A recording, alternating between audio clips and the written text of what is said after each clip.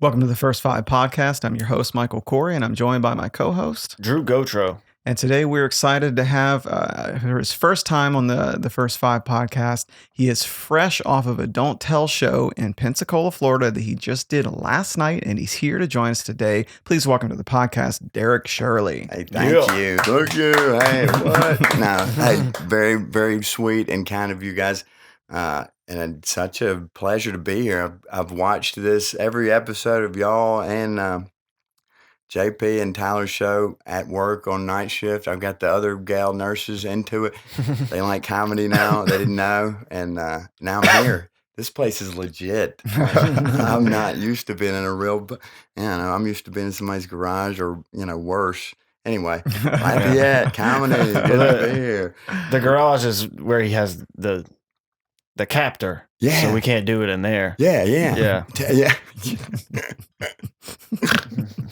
Shut up back there. Shut up. Yeah. It's okay. Hey, I'm a nurse. If you're bleeding or anything, just holler. Yeah. That's actually the real reason we brought you in. Yeah, sure. Hey, that's all right. That's fine. Hey, at least I get paid in exposure, right? Yeah, man. Yeah. So and I mean, my nuts, they're hanging out right now. No, I'm just kidding. Sorry. Tell us about this Don't Tell show. It was fun. It's the first one I've ever done. Like I was telling y'all earlier, I took a blind date to the first one in Mississippi a few months ago, and it was so cool. Like it was in a wedding kind of event place in Biloxi or Ocean Springs. I get them all mixed up, but it was fun. Josh Watts was there. I'm trying to think of who else. Some other comics I didn't know, but everybody crushed it. And last night I got to do it with Olivia Searcy. It was at St. Devilier Street. Anyway, it was at an arts center, and I've never had a crowd this with it. It was good. It was so hot. Anyway, good set. I teared up. I've never teared up. I teared up like by myself because I'm a man and I don't want anybody like coming at me with feelings. But I teared up after my set. I went outside and it was so emotional. And I hate to gay out on y'all, but I'm in touch with my feelings. And I get it. Dude, it was the best moment of my life. Yeah. And I love my kids. I told, they're probably the second best thing that happened to me. After them being born, I love them. They know where they stand. But it was close. It was close. Yeah, I get it. I get choked up every time I watch Lonesome Dove. Ah, me too. When there's snakes. When Gus McCrae's laying in that bed and he won't give up his other leg. Dude, that's sad. That is. That's good writing. Me and my dad watched that a lot. Lonesome Dove. So, sorry, I don't know how much of the comedy audience is Lonesome Dove fans. Well, now maybe they'll check it out, right? They should. Yeah. So you brought a first date with you to the one in Mississippi, is that right? That's a flex, right? I guess. I don't know. I'm a real sweet blonde girl. She what? Oh, blonde. I wish. Hey, I would have had the upper hand then. She was way out of my league. She was hot outwardly. And I'm not saying, just not a right fit for me, but fun at the thing. You know why I broke it off? Sorry if you're watching. Her name rhymes with Racy. It's Lacey. Her name's Lacey. Anyway, she talked during comedy, and she was beautiful. Yeah, I didn't bring her. She wanted to go to a couple of mics and shows, and she thought she was part of the show.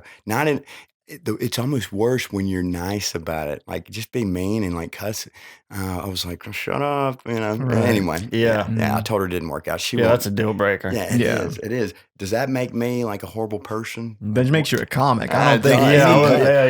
Like, I can't go out with a girl that talks during comedy. It's just not we're going to be on your side on that one. Yeah. Good. So very pretty. We had a good time. We got ripped off of I think Maker's Mark or some kind of whiskey.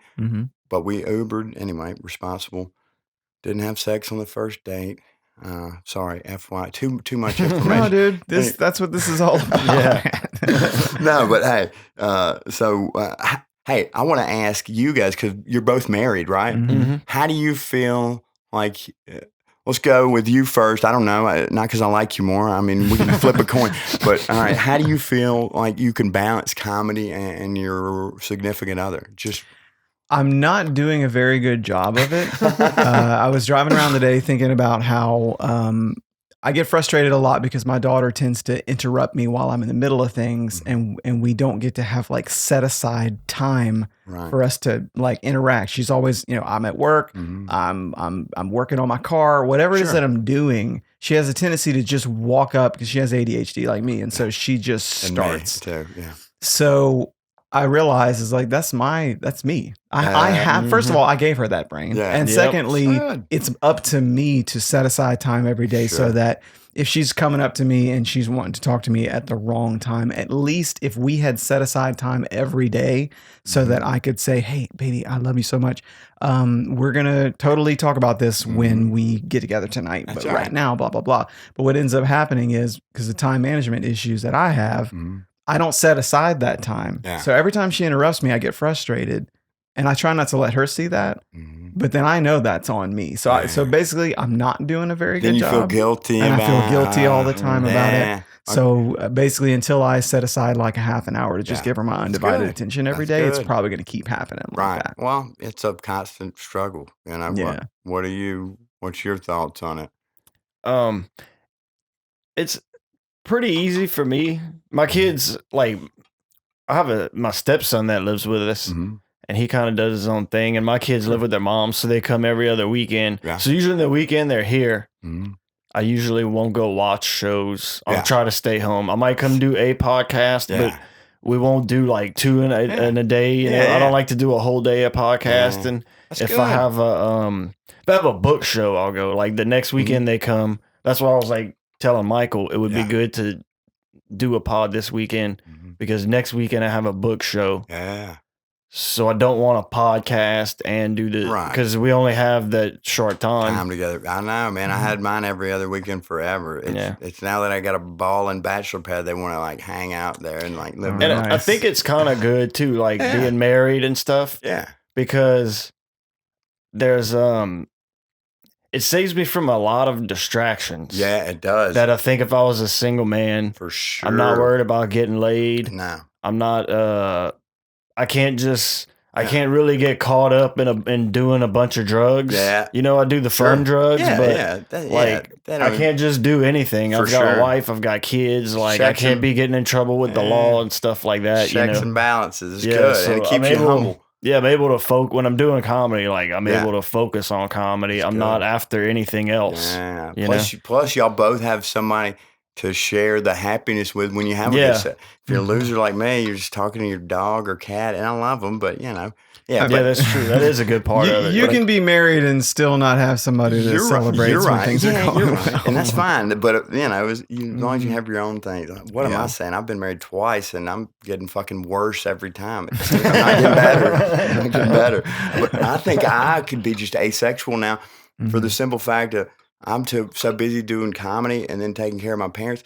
I just crash the fuck out. Like, I don't have time. I don't even want to get laid. Ladies, I don't want to get laid. That's reverse psychology. I was going to say, that actually works really well.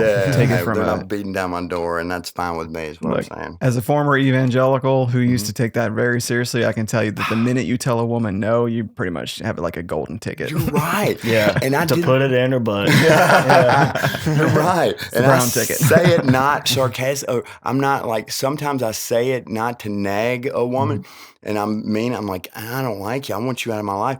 And then it just makes them come on harder and heavier. I'm like, no, I didn't want that. I meant it. Anyway. Yeah, women love a challenge. That was an experiment on Seinfeld. George Costanza wore a wedding ring. Yes, I remember that. Just to hit on women, but then he couldn't get past that. So it was, everyone was like, too bad you're married. I love him. Hey, I've tried doing the opposite of everything my instinct tells me. Another thing Costanza did, like right when I started comedy, like 2 years ago, and oddly enough, my life worked out pretty well. I mean, it has ups and downs, but I was like, normally I wouldn't. I've been writing jokes. I was a pussy for like 2 years. But I would go to an open mic and just check it out. And I didn't have the balls to do it until I did. And you know what I'm saying? I don't know what I'm saying. Yeah, well, I went through that too. Yeah. I was like, I don't know what pushed me over the edge. I don't know, maybe a couple of head injuries in a row. But I just don't carry it. I don't think I'm, special needs quite yet. But I don't think I have my impulse control is maybe a little skewed, but I just don't care about getting booed or when I sleep fine at night. I can handle a bad set. I'd rather have a good one, but you know how that is. Sure, yeah. So the Don't Tell show that you did last night, let's get into a little bit more detail on that. How did that go? It went so good. I get so nervous, like I was just telling y'all before this got set up.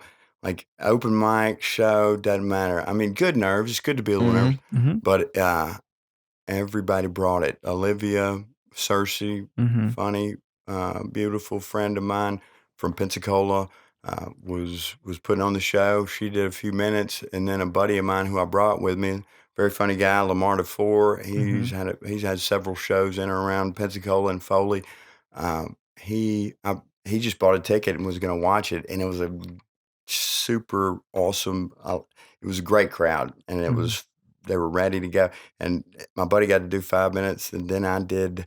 I was supposed to do 10, and I wasn't stoned or I wasn't drunk. I'm just dumb, and I thought she was lighting me. She was taking pictures of me. I was like, man, her light is like not real bright, and I'm like, all right. So I wrapped it up with a minute bit that I sometimes do at the end.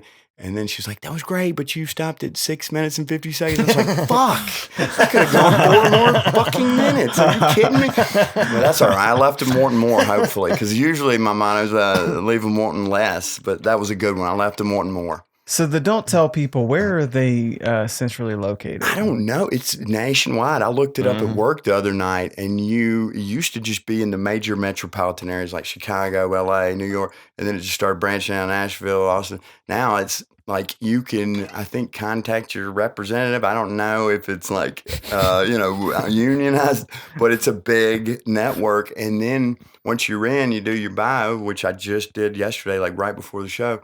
Then you're in there, and I guess theoretically, I don't know how it works. I need to look it up some more, but I'm just so fucking pumped and surprised that I got asked to do it.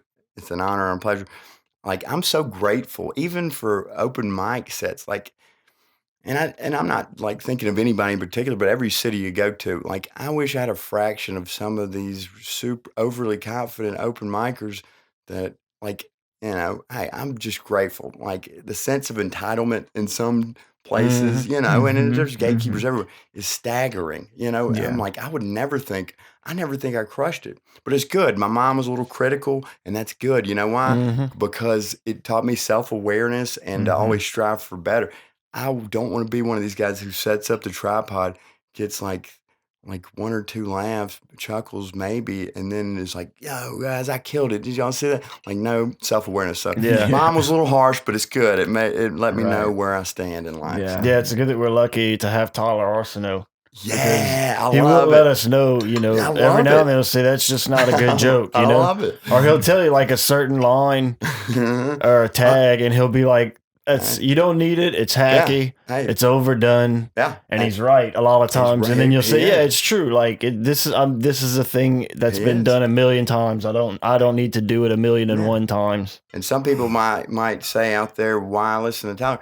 A lot of reasons. Skankfest. He's a funny dude. I met him 2 years ago, and I was so out of my league on this show. You were in the audience. It was at some milkshake bar somewhere out in Denham Louisiana. Springs. Denham Springs. Dude, it was him and Carissa Crawford. And anyway, everybody was funny. But outside, he was like, "That's funny. You ought to do that." I was like, I was just talking to him. I was like, "It's not a bit. It's true. I just started." He's like, "Oh, okay." Yeah. Anyway, I did it, and it worked. So thanks, Tyler Arsenault. Am I pronouncing that right? Arsenault. Yeah, and that's right. Drew Goudreau. GoTro. GoTro. Shit, I got it now. It rhymes kind of with GoPro. GoTro. That's right. That's right. Well, I'm glad that the Don't Tell show. Fuck. That's all right. I got drinking too verbal much. diarrhea. I'm drinking too little. I've been wound tight, y'all. Well, that's cool. How did you end up getting like? Do the Don't Tell people contact you? Yeah, and here's the thing: you're not supposed to know who they are. I don't think. I think it's like people know who they are sometimes, but it's not supposed to be like officially who they are. So I've been not promised. I've been telling them maybe you were going to be on this next one. Maybe you're going to be on this next one.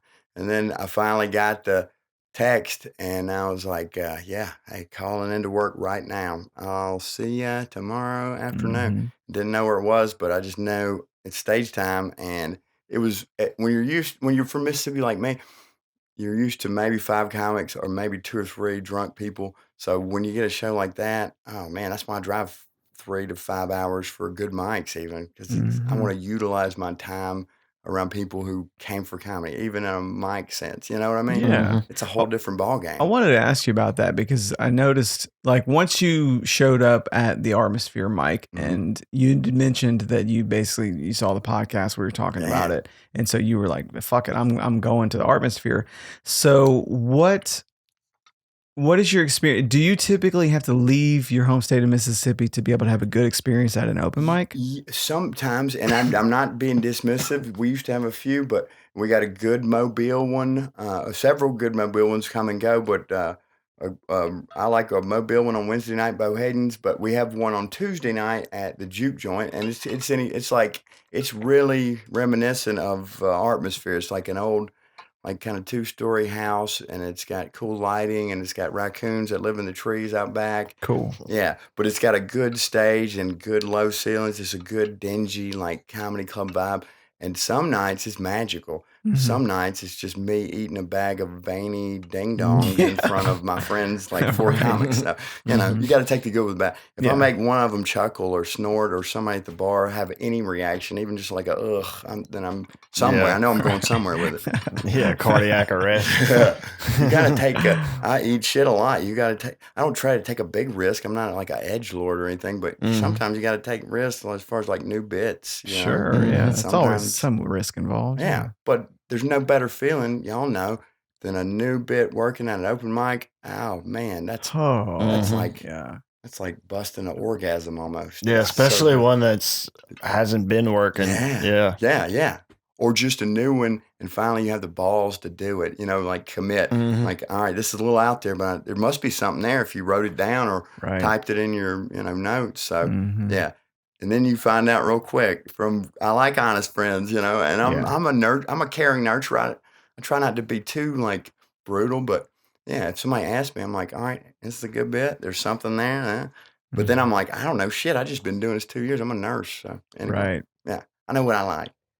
You know, that's funny. We sometimes I'll have like a bit, and I'll be like so happy that my home club is Artmosphere, and so that's my Tuesday night, dude. It's a great mic, it's right? It's a great mic, and you did it, and I think the next week or maybe 2 weeks later, you got to headline, and right? that's just being at the right place at the right time. That's how I would do at the Hi-Ho, another cool place off St. Claude, and y'all know New Orleans. Yeah, you know, sometimes if it's a lot of riding and going up every night and every time I can, but then a lot of it is just luck. If the right person sees a good set at a hot mic, you know, then that's what I tell my folks, my buddies back home that are moping. I'm like, just keep doing it. Ride with me. I offered there was like 4 people that backed out coming to Artmosphere. And as soon as like the next 2 weeks, they're like, oh, fuck, I should have went, man. I'm like, I know. You got a free fucking ride, dickhead. But hey, whatever. I know. Everybody else has a wife or a girlfriend. You know, I know. They were probably like, you ain't going with Derek to Lafayette. And rightly so. Derek's not real responsible, but he's funny. I hope they say he's funny. All their wives hate me. Yeah. No, they don't. That's not true. So, Drew, you had a pretty amazing experience last night, dude. Yeah, I wanted to hear about it. Drew, this is his first time doing Stone Drunk Sober Mardi Gras. And it's the first time that anybody did the Mardi Gras team that wasn't Tyler Arsenault and Ken Edwards. So we didn't know what was going to happen. Why don't you walk us through your experience? So I was Team Mardi Gras. So I ate some shrooms, some gummies. And the funny thing is I did a test run Monday night with them first, like just at home. Good idea. To see, and I was like, well, this is good. I'm definitely feeling them. I'm tripping right now, but I could do stand up like this, this is fine. And then last night at one point they started hitting, and I was like, oh shit. And like even when we were outside by the green room there's like an incline, Uh-huh. and at a certain point, I was like, I got to get on flat ground because I was like, this incline. I was so aware of this incline to where I was like, my calf muscles started hurting because I was thinking about like I'm trying to be level. Right. Oh no. And how many did you eat? How much approximately? Just out of curiosity, like what's your threshold? And here's the thing: I was like, I'll eat 4, mm-hmm. and I did the math where I was like, okay, I should have 3 left, right? And then like not long before I was gonna go up, I was in the bathroom and I ran into my sister-in-law's boyfriend. And he was like, hey, next time, you want to do some shrooms, let me know. I'll do some with you. And I was like, look, man, I got some of these gummies left if you want them. I was like, there should be 3 in there. Mm-hmm. He's like, all right. And then we opened it up and there was just 2. So I was like, oh, that explains a lot of what was going on earlier, Yeah. But it ended up going perfect to where when I did go up, I was feeling them, but I wasn't like freaking out. It was... I figured because you won, and you must not have been. Yeah, I don't know if like you do shrooms or if you have experience, if you've done shrooms before. No, I've never done. Yeah, I did last night and the night before. Yeah, that's true. You said that earlier. Yeah, I'm just kidding. But sometimes where it's like you're not really like seeing a bunch of shit, but you just feel really good, like that warmth and happiness, and you're like real light. Yeah, that's how I was feeling. That. So like it was. Super. I said in a group chat this morning, I was like, what I learned last night, I never did comedy on shrooms. Yeah. I was like, doing stand-up on shrooms is it's a blast. It is. Being at Club 337 with the crowd of over 200 rowdy people while you're on shrooms, it's not as fun. Oh, I can't imagine. I took a couple one time, maybe last week. Anyway, and not even 20 minutes from my hour-long drive from the coast to Hattiesburg, which has a good mic on Thursdays, Southern Prohibition Brewing Company. Anyway, standing room only. It's always packed. Sometimes that doesn't mean you're going to get last, but anyway, there's a long hallway and all the comics there, sometimes 20 or more. And I was off to the races halfway to Hattiesburg. The last couple of miles from Forest General Hospital, I only did like 2 little pieces. This is and this is what is weird about them. Sometimes it takes 4 hours. This took so quick. There was a cop followed me all the way to the mic, and luckily I was driving good. I didn't think it was dumb of me to. It was probably a taxi, really. Yeah, to be honest. It probably was. And then I realized I'm in my dad's car. My Denali is still in parking garage in New Orleans, and I got USM like alumni stuff all over. I was like, oh, he's just giving me an escort. He thinks I'm royalty in Harrisburg. But then I got to the hallway, and my friends, I don't think they knew. But then Mary Ryan looked at me and was like, are you okay? And I'm like, yeah, I'm not going up. And, my eyeballs were this big, and I just hung out and got a ride with a friend home. And it was, there's a fine line between two. Well, the thing, too, about shrooms is there's different, you have different species. Yeah, like Amanita that's the good thing about, like, it's legal some places. Yeah. So I get it places that's legal. So it's like you're getting this species or this one. So you can do research on the potency of them. Back in the day where there was a bag of mushrooms and you just didn't know what they were, just mushrooms. Right. You didn't know what they were, so you didn't know what they were going to do to you. Yeah, we didn't even have those in Mississippi. We just went to our buddy's cow pasture and got them out of the actual cow shit. Yeah, that's where they usually came from. Yeah, and we didn't know that you had to dry them. This was in the 90s, so we would put them, I remember wrapping up a bunch in like a handkerchief and put it under my bed, and I got home from like school. I was in high school. It was just a big black mush, Yeah, I know. So Drew, you were up against 3 other teams: a sober team, a drunk team, and a stone team. And I'll be honest with you, after the stone team had both gone, but you hadn't gone yet, I was like, well, stone team is the team to win. They just had 2 killer sets. Yeah, I still think they were the strongest team of the night, to be honest with you. Maybe as far as consistency for both team members sets all the way through. But man, everyone was on fire last night. It was fun, dude. Yeah. And it looked so packed. I looked at the pictures Dude, Yeah, I don't know the exact number of people in the audience, but it was 200. Certainly something.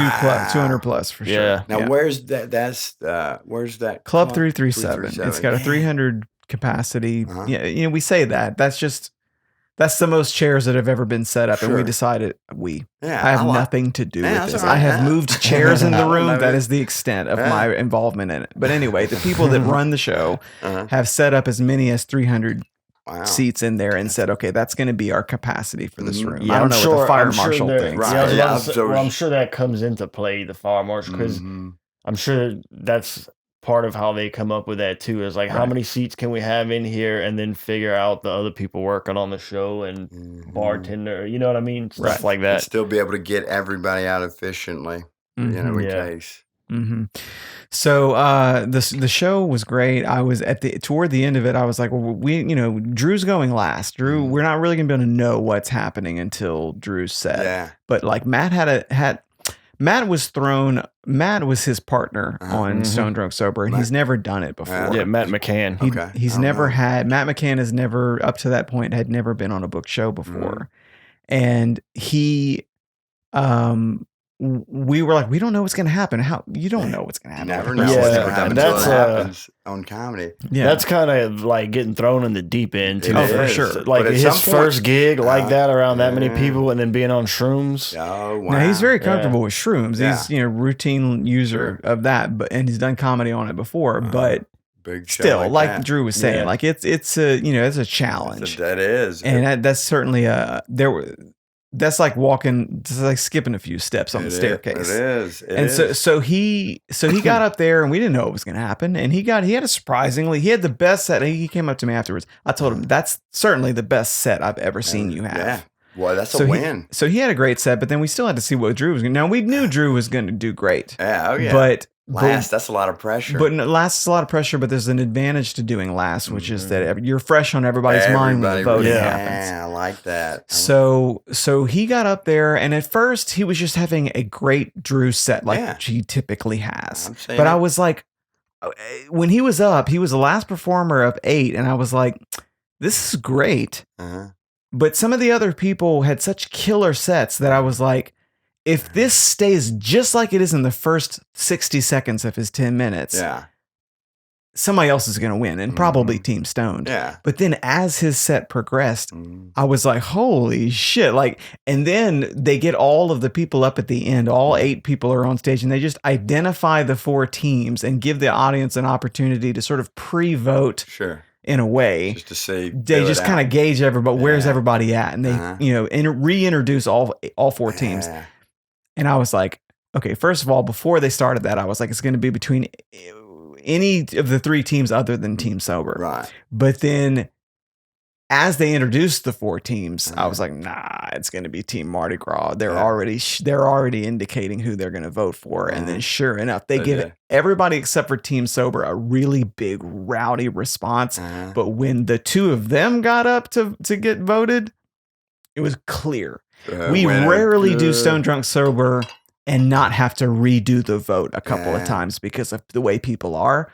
But when they announced team, it was clear. Dude, it was very clear. Last night. I pulled some tricks though. That's all right. You do what you gotta do. I watched enough Stone Drunk Sober, and I was on 2 of them. Yeah.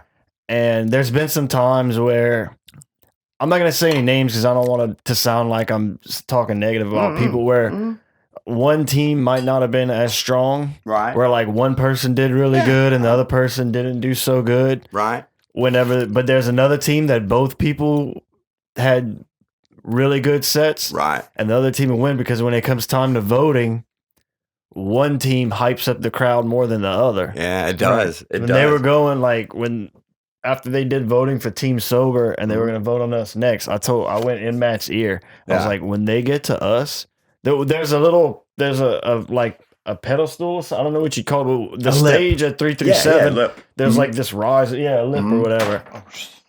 I'm listening. So I told him, I got in his ear. So they're about to call our name. I was like, when they call our name, get on that thing. I said, get on that thing and dude, just go nuts. Yeah. So when they call our names, we jumped on that thing. I knocked the fucking Silatex, the tiles. I knocked the tiles into the ceiling. I had beads on, and then I started laughing on the way home because I told my wife, I asked Matt to bring me some Mardi Gras beads because I couldn't find any. So he's like to borrow some. So he's nice enough to bring some extra beads, and he gave me some beads, and I threw them out to the crowd. I threw away his beads. He was nice enough. Fuck you, Matt. Woo! I love it. Hey, that's swag. I didn't think about it until after. I'm like, oh, I just threw his beads away. Hey, you were getting the crowd hype, man. Thanks, Matt. Yeah, you're doing the hype work. Yeah, I don't think he'll be upset though. I think it was worth it. Yeah. But that was a lot. I was like, all right, well, I'd seen that happen before. So I was like, let's just. When it comes time to vote, like just go as nuts as you can. Shit. Yeah. Yes, that's a good shred. Because you're right. Y'all both right. Like sometimes, it's good to be at the end, but when they do the all right, feeling out who's probably the hottest, you got to make some noise and act like you want to win. You know. Mm-hmm. Mm-hmm. Fun, and they didn't necessarily act up very much during that part of it. Yeah, they were playing it pretty cool from what I remember, and they were, and it was clear. They have a little bit of an edge over everybody else. That's a good feeling. Yeah, I mean, I bet I've never had it. Oh well, yeah, I did. But hey, Ashley Branch carried our team, but I had a good set. But yeah. So you had some people visiting, or some people came and hung out, right? Like half a dozen or so of your friends, family and stuff. Yeah, I guess it would be about that many. I had my mom and her husband came, and my sisters. I mean, my wife's sister and her boyfriend, and I had a couple from Evangeline Parish, where I grew up, where my dad lives. So I kind of grew up half there and half Lafayette.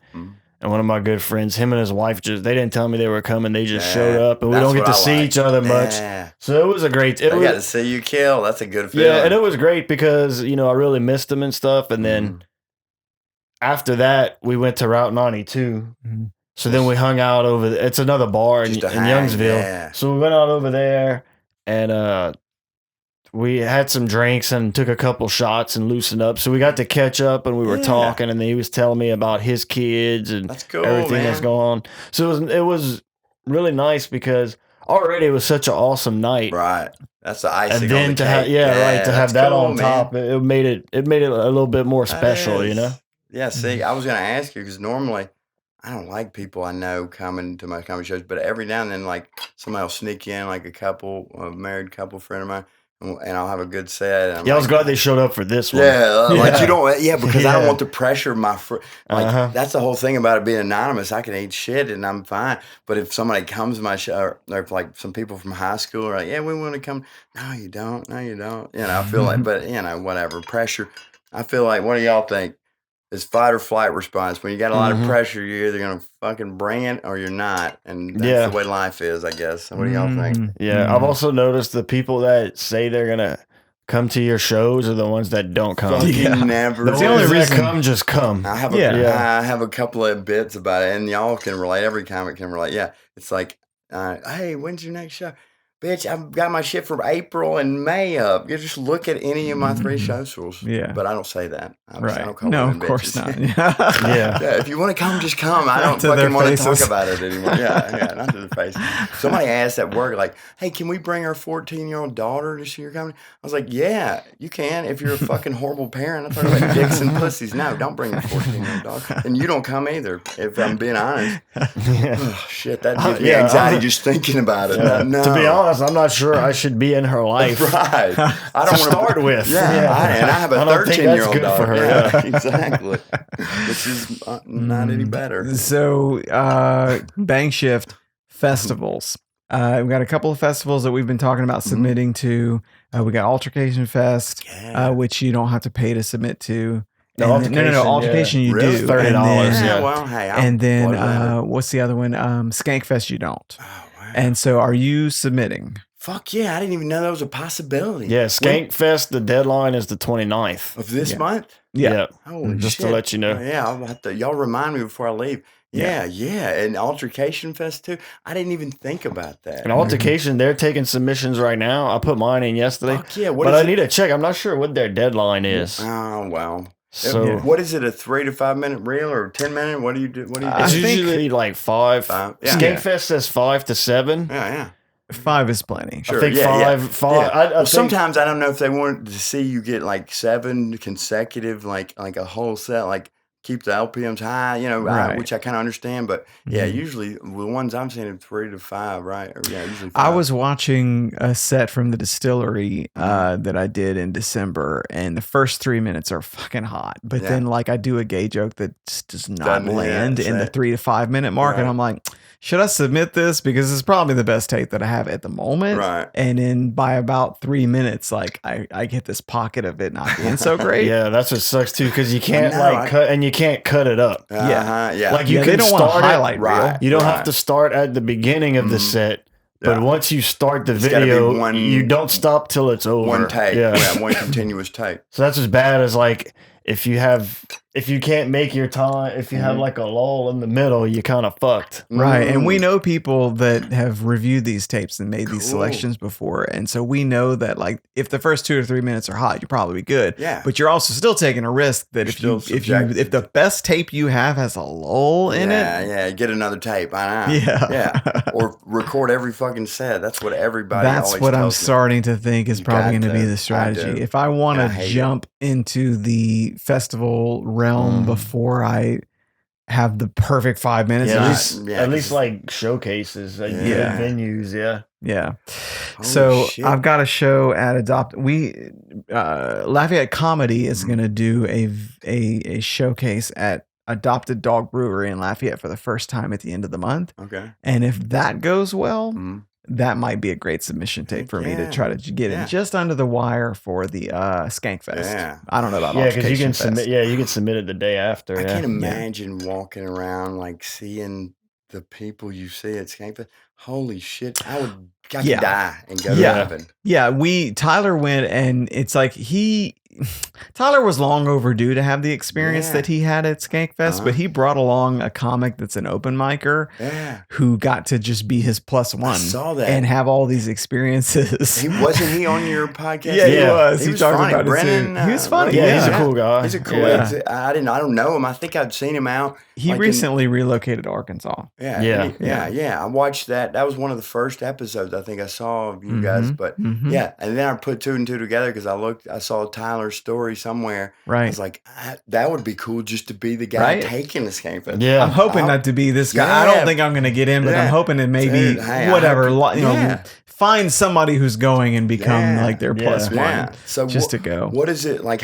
What do you do when you get on a festival? I don't even know. Like I hear about it. Do you do like how many sets do you do? I think it depends on the festival. Yeah, it really does. Yeah, right. And obviously, I think Skankfest is 3 days, and you do a set a day, and I think it's 8 minutes. So I think you do 3 8-minute sets. Which is cool. You have a set to do, and then the rest of the day you just fucking party. Yeah. And that's great. It's a huge party. Meet all these and they great pay people you too for Skankfest. Yeah. So I think at the very least you get all your expenses paid in terms of the bare minimum. You can't just go there and run up a tab. Yeah, they don't put you But they put you up and they put fly you you up. out. And I think you might even get a food per diem. So you can certainly That's go like beyond travel that. nursing almost. I love it. Oh, yeah. It's very similar, actually. But except with way cooler people. Tyler had a great experience. Brennan got to go, but Brennan got exposed all the thing is, if you have a plus one at a festival like that, you can bring, if you're the plus one, you get to go hang out in the green room. Yeah, you get all the same opportunities. All the same access as if you're on it. Yeah, all green room access. Holy shit! Because I guess they figured like, if one of these comics that got accepted here, they know they're going to bring somebody that knows, knows how to act in public. Yeah, they certainly give you the opportunity. They give you the fair shake in the beginning, and then it's up to you. Well, some of those people end up getting to go up sometimes. Is what they were telling us too. Cool. Like some audio missed at Skankfest, they're all on drugs over there. Someone misses every now and then someone misses a spot, and they'll come in their green room. Hey, that's so wild. Looking for someone else. Can you imagine? That would be so surreal. Oh my gosh! Right? Yeah, like your submission tape's not great, but you're a plus one, and then you end up getting an opportunity. I could die and go to heaven from that. Just because that's the coolest trip I probably ever will take. You know? So definitely get your tapes again. You have tapes, right? You have good tapes. Yeah. Well, they're getting better. I got on. It's not as cool as either one of those. Well, yeah, in its own right, it's smaller. I got on. I don't remember the name, Lunchbox Fest. But the point is, I submitted a tape, and I think somebody was judging, and just about everybody there's been doing comedy a lot longer than me. Like, and I'd seen along the way. I don't know what it entails, but I know that I'm gonna get fucked up for a couple of days and do at least 2 sets around a bunch of dudes who've been doing it like 10 more years. So no throwing shade, but I would say that Lunchbox is great, but you also were on a Don't Tell show. Yeah, so, I know. And I would rank that maybe somewhere. Yes, I agree. I agree. No shade. And I didn't even know who Tyler and Jason Leonard were, but my first book gig was the first Drunk versus Stone, but they came to the juke joint, the one I was telling you about. It's cool inside room, but outside during the summer, it's got a big Yingling stage. It's like this high. And I felt like, for me, I felt like I was on Showtime at the Apollo or fucking Def Comedy. It was it hit. And I remember, I didn't know I met Tyler at first. I wasn't being a dickhead. I don't even remember seeing him, but I remember seeing Jason, and there was no context. Like, he was hosting the show, and usually it's another dude from around there. And anyway, he was like, "Hey, good set." He said something about one of my bit, I think the role play, or maybe he just said good set. I don't know. But I was like, "Oh, thanks." I'm like, "Who's this old dude? Tell me good set." Sorry, Jason Leonard, now I know who you are. No, anyway, old fat gay dude. Yeah, this is gay dude wanting them dick ride me. Anyway, a little fat and a little gay. But I'm so thankful for that show, because then that Nikki Coleman introduced me to the Lunchbox Gang, who introduced me to so many funny people like Tyler, Will Merrill, Mike Honoré, just so many folks from all over. I already knew Ben Compton, like my third or fourth one. Here's how lucky I am. Everybody was either on Skankfest or Kevin Hart's Heart of the City. And then this dickhead who's been doing it a few months. Yeah, I was lucked out. Well, I remember I was standing around after your Artmosphere feature set, and Maggie Shipley is one of the, she's kind of like Jason's right hand in terms of Lafayette comedy. Oh, wow. Jason is Lafayette comedy, but he does have kind of Maggie as his Maggie's like our mom. She's funny too. I just met her funny. First time at Artmosphere when I did the headline and Mike. Yeah, she's very funny. I didn't know. I was kind of scared of her at first, but she's so sweet. And I don't know if you remember this, but I was just kind of an observer, and I noticed her say to you after your headline said, like, "Wow, man, you've only been doing it 2 years, and look at you." Oh, that was so sweet. I forgot, and she said that. Like, that kind of shit makes me want to tear up with happiness. Maggie will do that to you. I fucking, I hate myself. I never think I do good enough. I said like, spirits. Maggie will give you like.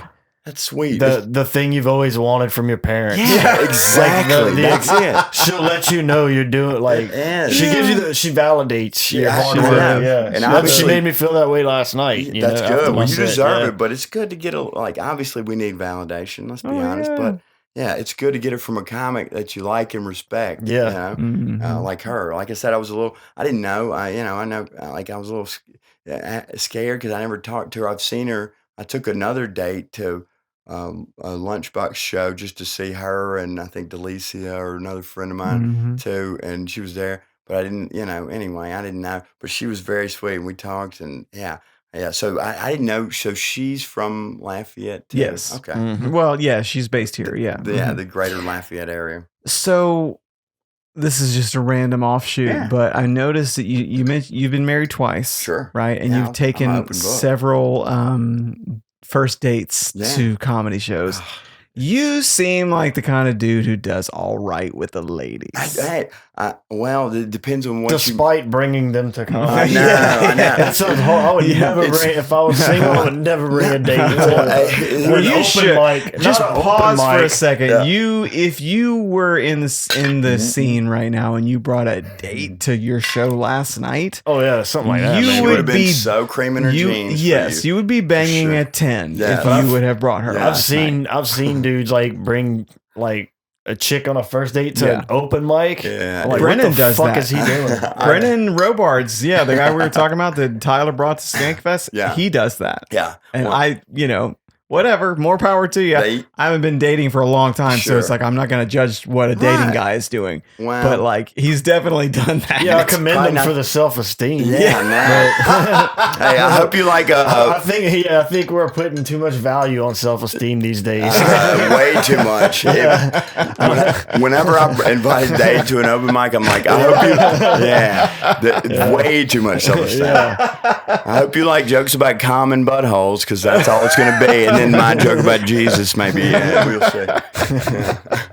It's common buttholes, pretty much. And then I feel like in the beginning, 2 years ago, like I brought a date to go see friends of mine go up, and I didn't know this was a thing. Now I know it's a thing. I would bring a hot date to just go see friends of mine. Mm-hmm. I would pay the tickets, whatever. And then my friends, and eventually would start going, hey, you want to do 5-10 minutes? I'm like, fuck no, I don't want to do 5 I'm trying to get laid tonight. It's going to dry this lady up like the Sahara. Yeah, no. Mm-hmm. And one time I was on way too many edibles, which everything eats an edible. So, I won't say they're illegal, but whatever. And I was like, no. And I went up. It was at a sushi restaurant, but it was kind of a fire crowd. And I had no concept of space nor time, but I did well. And I was one of these guys that I was telling y'all about with no self-awareness because I was so high. I was like, I crushed it. And I saw the promoter in the back going, and I was like, what's up, dude? He said, I told you to do 7 minutes. You did like 3.5 and got off the stage. Yeah, that's how high I was. Yeah, I thought I killed it. It had to be 13 minutes or something. 3.5 minutes. That was early on. I got plenty of minutes now. Not good ones, but I got plenty. of minutes. Yeah, I got plenty of minutes. On my prepaid phone. I could see that. Like, if I would be single, I would do that move. I would definitely bring a chick to a comedy show and do the thing where like we skip the line and just walk in, you know what I mean? Right. That is kind of baller. Right. Do that, and then after the show, and like when I know it's going to be a killer on you and it's a killer on him, and then after, like all the people she saw, like, oh, hey, this is so-and-so. Yeah, like that would be baller. I couldn't do that because I'm just now got to that stage like last week, so but you know what? Fuck women, Well, so my question is, have you noticed, because you have whatever you have, right? Like whatever you have right now to bring to the dating pool, you have it. Good way to put it. Irrespective of comedy. But have you noticed a comedy bump in the pussy game? Or a pussy bump? No. I've noticed pussy bump in the comedy game. I've noticed just the opposite. I've noticed that maybe here lately. Okay. Yeah, but here's what I do with it. Here's how I fuck it up. All right, there was 3 very attractive, and they weren't dirty butts. They were like classy ladies. Very attractive. At one of Lamar's mics in Pensacola. This was a few weeks ago. Some friends of mine from Panama City Beach were there. I think Delisi was. It was after another one. It was a cool mic. 3 very attractive. One was like from Morocco. One was blonde, and they were all equally like gorgeous. And then they hung out and wanted to like talk to me about comedy. And I'm just, the whole time I'm thinking, what's the catch? What's the catch? Like, are they going to drug me and get my organs or something? Sure. So here's how fucking dorky I am. I walked over to the only 2 fucking dudes in the room and were like, you need some help putting this equipment up? Because I have no game, Right. But and I went home alone and didn't jerk off for sure. So that's good not to have game. It means Well, yeah. Here's the thing, and I don't know, whatever. Here's the thing. When I was young and single, I had no game. Right. I've never had game a day in my life, but I somehow managed to get the attention of some hot ladies throughout, my single years. And once they started talking to me, they were like, oh, never mind. Fuck those ladies. You're a sweet guy, dude. You got a good one finally. But I did. Sweet eventually landed me with I put a ring on it. But in the dating pool, I was at a certain point in my early 20s, I was able to get somebody's attention. And then as soon as I would like have it, I would fuck it up. Yeah. Because like when I would be myself, I would just be awkward. Yeah. I used to do that too. I think that's all comics. Maybe not all, but a lot of comics, it's like, hey, I fake this bravado on stage. That's the only time I'm comfortable in my own skin. That's the only time I'm confident. I just feign confidence all the time, especially up there. You know, that's actually a really, that's an interesting segue opportunity. Yeah. I wanted to ask you about this. So I've been, just for the fun of it, I have been journaling about some observations that I've met about good comics. Sure. I love talking comedy, talking shop. That's the best thing. That's why I started comedy, just so I could talk comedy with comics. I mean, the set's incidental. Something you got to do. Something you got to do to get respect to talk to comedy people about comedy. Right, comedy's subjective. It is, and right? And there's lots of different styles, and there's lots of different, like, you know, you might do great in a black room or not do great, you know, whatever, all that kind of stuff. I might do well in like an Artmosphere scene and then go out to like some rural area neighborhood bar and eat shit with the same material. Yeah. So these are 10 things that I think good comics have in common. Okay. First is comedic confidence. So I'm not talking about personal confidence. A good comic appears confident in themselves as comics and in their material. As far as anyone can tell, the comic is always comfortable and sure of themselves up there, never asking for permission or apologizing for a joke or a point of view. There may be sometimes, you know, when you're telling a joke about lacking confidence or like feeling insecure, or you may even act out a lack of confidence for the sake of a bit. However, you know you're funny and you don't have any you don't ever show any self-doubt about that where comedy is concerned. And just side note, this also applies to like how you're behaving at the comedy show before you go up. Sure. Like if you were to like be kind of, you know, shaking in the corner and then like right when they call your name, you run up and you put on a brave face. People may actually notice that shift and your confidence may ring as false if you were to do that. So just as a side note, it also includes when you're off stage too. But what do you guys think about comedic confidence being something that good comedians tend to have in common? Oh, I think there's truth to it. Just from my own experience, like when I trying a new joke, if I'm very excited about it, and I go out there and I'm like, can't wait, I know this is gonna be funny, and that's the space I'm in, and I tell it that way, it'll more often do better. Even if the joke needs work, it'll get at least a good first time For sure. and then sometimes if I'm kind of maybe sit on the joke too long, and then I'll start doing the overthinking thing with it, and then when I go deliver it, it like doesn't work at all. We don't believe you. But it's almost like I have to do it. I have to try it again later and say it like I know this is funny, With some even if I don't. Still say it like that, and then see what it does. So I do think there's a lot of. I mean, I've kind of experienced it, you know, so I think there is a lot of truth to that. You don't have to have, like you say, you don't really have to have confidence as a person. It even works pretty good to kind of sometimes play it up, play it like you're not confident, or you know what I mean, or you don't have this high self-esteem. But you're confident in what you're doing as far as the comedy part of it. Because maybe that's your whole shtick, is like a more self-deprecation, you know? Right. And then you're but at least then you're still confident in the bit and the timing. And like you said, or you said, both of y'all said, the kind of the bravado and the cadence. I've seen guys at open mics before, they were so drunk, but they were just like, whoa. They, like, even though you couldn't understand what the fuck they were saying, they carried themselves with such confidence, and they were their cadence was so good, and their timing, like, they still got laughs. And not saying that, you know, that was kind of a drunk crowd probably, but we've been talking about that though. That's come up lately, just separate from this, that I've been hearing people say that you can get up there with the right cadence and timing, and you may not really have something in that bit. But if you get up there and you deliver it that way. I saw some people do it Thursday night. They were delivering setups with the cadence of punchlines and getting laughs, and I was like, "What the fuck are they laughing at? That's not even. That's not even an intended punchline." Nah, if that's the new alt comedy, I'm out. I'm like, oh God, I want a punchline. Please have something. Have something. But sometimes I will have maybe a weaker bit. to myself. But I do it just because I've always gotten laughs with it.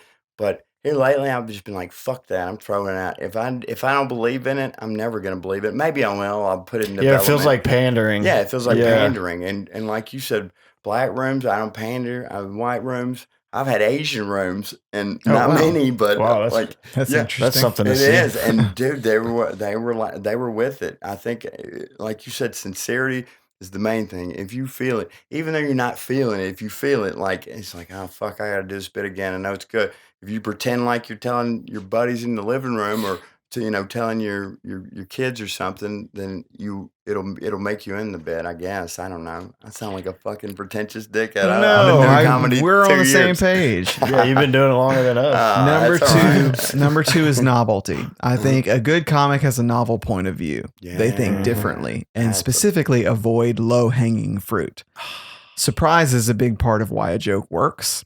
And so if there's nothing novel about how a comic thinks, they're probably telling jokes with predictable and uninteresting premises and punchlines and being hacky. Yeah. Like a good comic may play devil's advocate against the mainstream idea and opinions on a given topic. Like I watched Louis C.K. He did a bit. It's just a little passing thing while he was setting up a joke. And he said that he doesn't skip YouTube ads because it's rude. Nobody does that. I love that. Yeah. That's just purely being contrarian. Yeah. But it's super specificity. I love the the specificity. It's original. And because there's only a finite amount of ideas before everybody parallel thinks. It's like dating, airline food. Dating is weird. Yeah, exactly. I mean, even though I got bits about both of those things, I like to try to. That's a real important. Picking something original, original spin on something. Yeah, exactly. Around like 2006, there was like some pretty good. Like Dave Chappelle had that For What It's Worth special. Yeah. And there was I can't remember, but I remember there were other specials that were good. Comedians of Comedy 05, very good. Yeah, they all talked because of what was going on. Everybody's special had jokes about Michael Jackson and R. Kelly. Oh, yeah. But everybody said something different about it. Yeah. That way you don't have to worry about it. Parallel thing. You just think of something so specific, and weird or a spin on something. Yeah, or just absurd. Yeah. Now, the next one is word economy. So good comedians are not verbose. They communicate clearly and effectively with as few words as possible while maintaining a completely natural conversational tone. And it's not just about trimming the fat from a joke. It's the ability to speak in plain, kind of dumbed down language. And if you think about how the news is written to fit within constraints of like broadcasting or print media, and historically has been written in like a high school reading level. So that creates like a cadence or a style to the way that people read the news. I feel like comedy is exactly the same way. It is. I think that the one before that was very important. I think word economy, brevity is even more important. Yeah. Because I'm trying to get to the meat of it next, setup, or punch, even everything. What's part of word economy, like brevity is a big part of it. Yeah. But that's not the only part of it. Right. Pretty much what word economy means to me is that every single word or every single sentence or whatever is pulling weight. So sometimes you can do the opposite of brevity, where you're purposely taking a longer time to say something because you're building tension, or there's some intention, but you have to say like, what is this sentence doing? Right? Is this sentence important? And then it's like, okay, this sentence. Once you identify what that sentence's job or task is. What weight is this sentence pulling? Then it's like, what to excise from that so then from there, then you go to, all right, well, what is this word doing? Yeah, that's true. Yeah.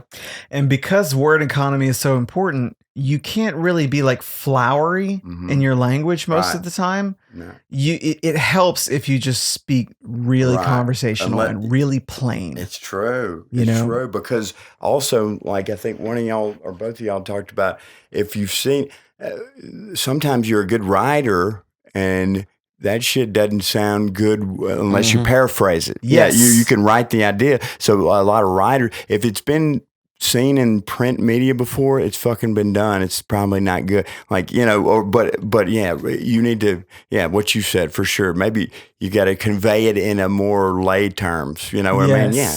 Like a Simple. Blue collar. People, and that kind of plays into some other stuff I want to talk about. But the next one is memory. So this is just that's my worst. I'm going to paraphrase what I wrote. Basically, it's a very simple concept, but if you are focusing on trying to remember what you're going to say, what's coming next, or like, what was the wording, you can't get into the right headspace to perform your That's jokes. what I used to do, all memorization. It was so fucking dreadful and cringy. Yeah. Like when you used to just write a joke and memorize it and you were just reciting on stage? I wasn't in it. Yeah. Even if the timing was right, you just, people can tell that you're not authentic. You got to be able to like tell your joke. You got to be able to know what the essentials of your joke are, and it shouldn't have to be worded precisely the right way. Yeah. You should be able to more or less tell your jokes. Yeah. I think what happens, it gets to well, like for me, like for last night, I listened to my set quite a few times, and to like pay attention to every little thing like that, and I was like, man, I remembered I did everything like it was all the tags, but it just came from doing that stuff a lot to where when I would always do it, like, don't try to remember to say it exactly like it is, just get through it. And the more you get through it, then you do work towards muscle memory, kind of. You do work towards saying to where like, this is the right way you say this joke. Sure. You know what I mean? Like but you say this sentence like one thing I'll say a lot for like I'll say Thursday night when I did a joke that I did last night, and Thursday night one of the lines I said in most cases cousins don't want to fuck. All right. Sure. The right way is typically in most cases cousins don't want to fuck. Right. It's not a big difference. But you knew it. And it got laughs both times. Yeah. But it's better the second way. I can't put it into words why, but I just know it sounds better to my ear. With the context of the rest of the joke. Do you know sounds why? better to my ear. Say it again. Say it again. Do you know why? I'll tell you why. Say it, the part. It's adding the word typically at the beginning. Yeah. Yeah, just adding the word typically. Yeah. And it works better, more consistently that way. And not even just, there's adding that word and there's, you say it that way. You say, typically. Yeah. In most cases, cousins don't want to fuck. Right. You're giving them a little bit of extra time to process what you're saying by kind of repeating it. And you're also using any other way differently, it might still work, but it will not work as good as it works. It's the consonant sound, and you're also using, instead of sarcasm per se, you're using an understatement. Like, typically it doesn't work. Obviously it doesn't work. That's a fucking understatement. And I've read that in the books about comedy too, which I know you can't learn comedy from a book, but I feel like you can hone some exercises. That's what this is. Yeah. And you know, another one that y'all reminded me of, and I don't know why it works, but try it out. It does. I've changed whole jokes because of this. It's in Gary Goldman's like 375 comedy tips, or what he posted, it trended on Twitter a few years ago, that if you start and end your bit with a ba, pa, or ka sound, it fucking does so much better. So if I end my bit with in a Nissan, it might be funny, but if I end with in a Buick, and the best example is in the ER, I have a few punchlines that I choose from, but for some reason, what's she sounding with? Bridget's got a cucumber in her butt. That's funnier than any other variation of ba, pa, and ka, or ba, ka, ba. You're so right. And I know the Buick thing is specifically a Patrice quote, it is. That is a very good point. Chris Rock has talked about that also. Too. I knew it. I don't know why it works, but fuck, I just found that out. So I've been typing them up. This next one is interesting because, like, I look at you and you seem like a good-looking guy to me. You seem like a dude who probably pulls. You got the Michael. But this is why it's relevant. I think number 5 out of 10 is a funny or a modest appearance, and this is why. Yes. Generally speaking, stand-up comedy is a very casual thing. The less a comic seems to care about their appearance, the better. Attractive, well put together comics who are also good are rare. such a comic must be funnier than their unattractive counterparts just to compensate for basically what's like a privilege, a perceived privilege on the part of the audience. There are loads of attractive comedic actors. Yeah. So you might like watch 30 Rock and be like, well, everybody on that show is good looking. Yeah, Chris Pratt. Billy, what's his ball? Who's the Baldwin? Alec Baldwin's a super handsome guy. Rob Lowe on Parks and Rec. He's hilarious. Alec Baldwin didn't hear you say that. He's dead right now. But definitely shoot you. So yeah, stand up is different from scripted comedy. In stand up, there's something inherently unfunny about a person who cares about or tries to impress others with their appearance. One can really benefit from having a funny or unconventional appearance because it sells the whole idea of you writing jokes from the underdog position. True. It almost would work better too if a guy's really, really good looking. You could almost just go the suit route, maybe. You know what I mean? Like, okay, like lean into it. Wear a suit and shiny shoes and make it. I bought two fitted suits. My first, I was double booked for Hillary Bagley show in Foley, but then a lunchbox one with a bunch of good comics in Gulfport, and I got two fitted. I got two tailored suits made just for comedy. One's like a maroon like velvet for like the winter time, like smoking That's a good jacket. color. Like fucking Steve Harvey. I was gonna say, I bet you look really sharp. Maybe Steve Harvey now, but his old ones were fucking horrible. And then just I got three. I got a gray and a blue. But when you wear a suit, and I hardly ever wear like a tie, just a white shirt unbuttoned. But you fucking bring it. You got to bring it with a suit. You got a fucking suit on. It's like having good. It would be funny, like like showing up to the open mic in a suit. I've done that. No, I was gonna say there's been one or two people that have done that. Not usually. And that's a really good. Some of these things that are coming up all really culminate with one of these points that I know it's coming up. But it's so true.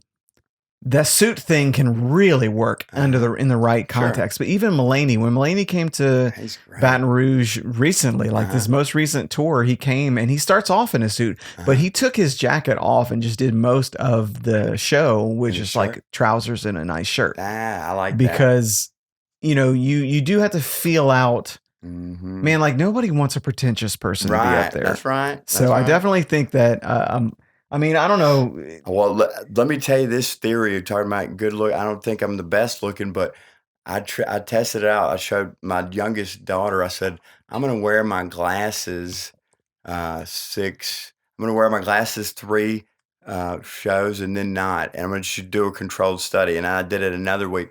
And I didn't get more laughs with the glasses, but I got quicker laughs when I had my glasses on because I looked more relatable and just more of a fucking what all comics are. Yeah, it's like you had a disability. Yeah, like a fucking dork loser. Yeah. Just say it, Drew. Yeah, made people feel like maybe they might have a shot at kicking his ass. I like that. I like to be relatable. Makes you less threatening. It does, I guess, but I don't know why it fucking works. So I need glasses, but. I didn't always wear them because I didn't want to, obscure the light or what the fuck ever. Now I just wear my glasses. I'm going to offer them cheap laughs or the quicker laughs. That's so interesting because, like, I wear glasses and contacts interchange. Like, at any given day, just whatever I felt. Maybe I slept in my contacts the night before, and so I'm wearing my glasses because I don't want to wear my eyes out. I do wear glasses. But I typically would think the reflection on the lenses would fuck with people's ability to connect with you because they can't see your eyes. Oh, that's true. The lighting is always different and stuff. Right, last night you had a different experience. Well, I did, but last night I wore my, and who knows? Hopefully I was funny anyway. But yeah, the reflection on them was kind of off-putting, but. Yeah, now I'm thinking I could have been even funnier without the glasses. Anyway, I'll keep. Well, you think that, but clearly you did an A/B comparison and you did better with them. So. I just like doing little secret test group and things like that. Something just to keep you engaged. Yeah, right? Like tiny sips. I saw that on somebody's podcast. Like, I didn't even know about that old comedy rule. Have you all heard of tiny sips? You put your, maybe if you got a set list, a longer set, headlining, whatever, you put your set list on the stool, and you got your water bottle, and you just take tiny sips. So you're finishing up a joke, you're relishing the moment, getting in the laugh, you take a tiny sip, and as you set it down, you can look at your next word, Oh, yeah. keyword. Yeah, it goes off better than like Yeah. just looking like a noob. Yeah, which just I've done. I mean, I did that like a few weeks ago. Yeah, but hey, if it's funny, it's funny. Patton Oswalt brings a pad, and Janine Garofalo. You know, I'm just saying, like, Oh, I mean, Nate Bargatze did a theater show in Baton Rouge, and he was reading off of his notes. Yeah, good. See, yeah, if people are there for you, for sure. Yeah, and fuck, I know some funny open mic dudes that have not been doing this long at all, and they read off a list, and it's Will Montgomery reads off a paper every time, and I know he's not everybody's cup of tea. I think he's fucking hilarious. Yeah, that happened after he started. A funny thing about him, he used to never do that. Yeah. Until he quit drinking and he quit cocaine, and he said he can't remember jokes anymore. That's cool. I mean, not cool, but that's. You would think it would be the other way. Yeah. I know. So he reads. He literally reads, or he just card. has a note. brings a card. He brings a card. So it's more like John. And he's reading. Yeah. But he's also doing a brand new minute. Oh. Yeah. I've heard that when he does, like, when he does a whole set, he Yeah. just doesn't do a set. Like, he does a lot more stuff from memory. Yeah. But he's doing a brand new minute every week. He So I is. think, and he has short jokes. Yeah, and it Right. works. It works. They're Yeah, absurd. John does I like it. them. John, I know we fuck around every time his name comes up. We like to kind of be like, I like him. He's like, yeah. But I really do like John. He's got some cool, weird shit. I like it. It's Talking fun. about John Merrifield. Yeah. By the way. Yes, that's what I assumed you were talking. Yeah. All right. So just to keep going, priorities. Now this one I feel like affects me, and maybe you can relate to this. I feel like I've talked to Drew enough about this to know that he's going to be like, that's not a problem for me. Yeah, But this is one. definitely. Priorities. One trait to rule them all. A good comic is more concerned about being funny than about being authentic, being seen, telling the truth, telling their story, connecting emotionally, expressing feelings, speaking truth to power, taking down a political target, or changing your mind. They're entertainers first, artists somewhere after that. Also, being entertaining is not enough. A comic needs to be funny and preferably hilarious. Yeah. You know, that's the thing. You don't get a good comic's not getting caught up in making some kind of creative decision to talk about a topic or to write a joke a certain way. Yeah. I'll tell you this last night.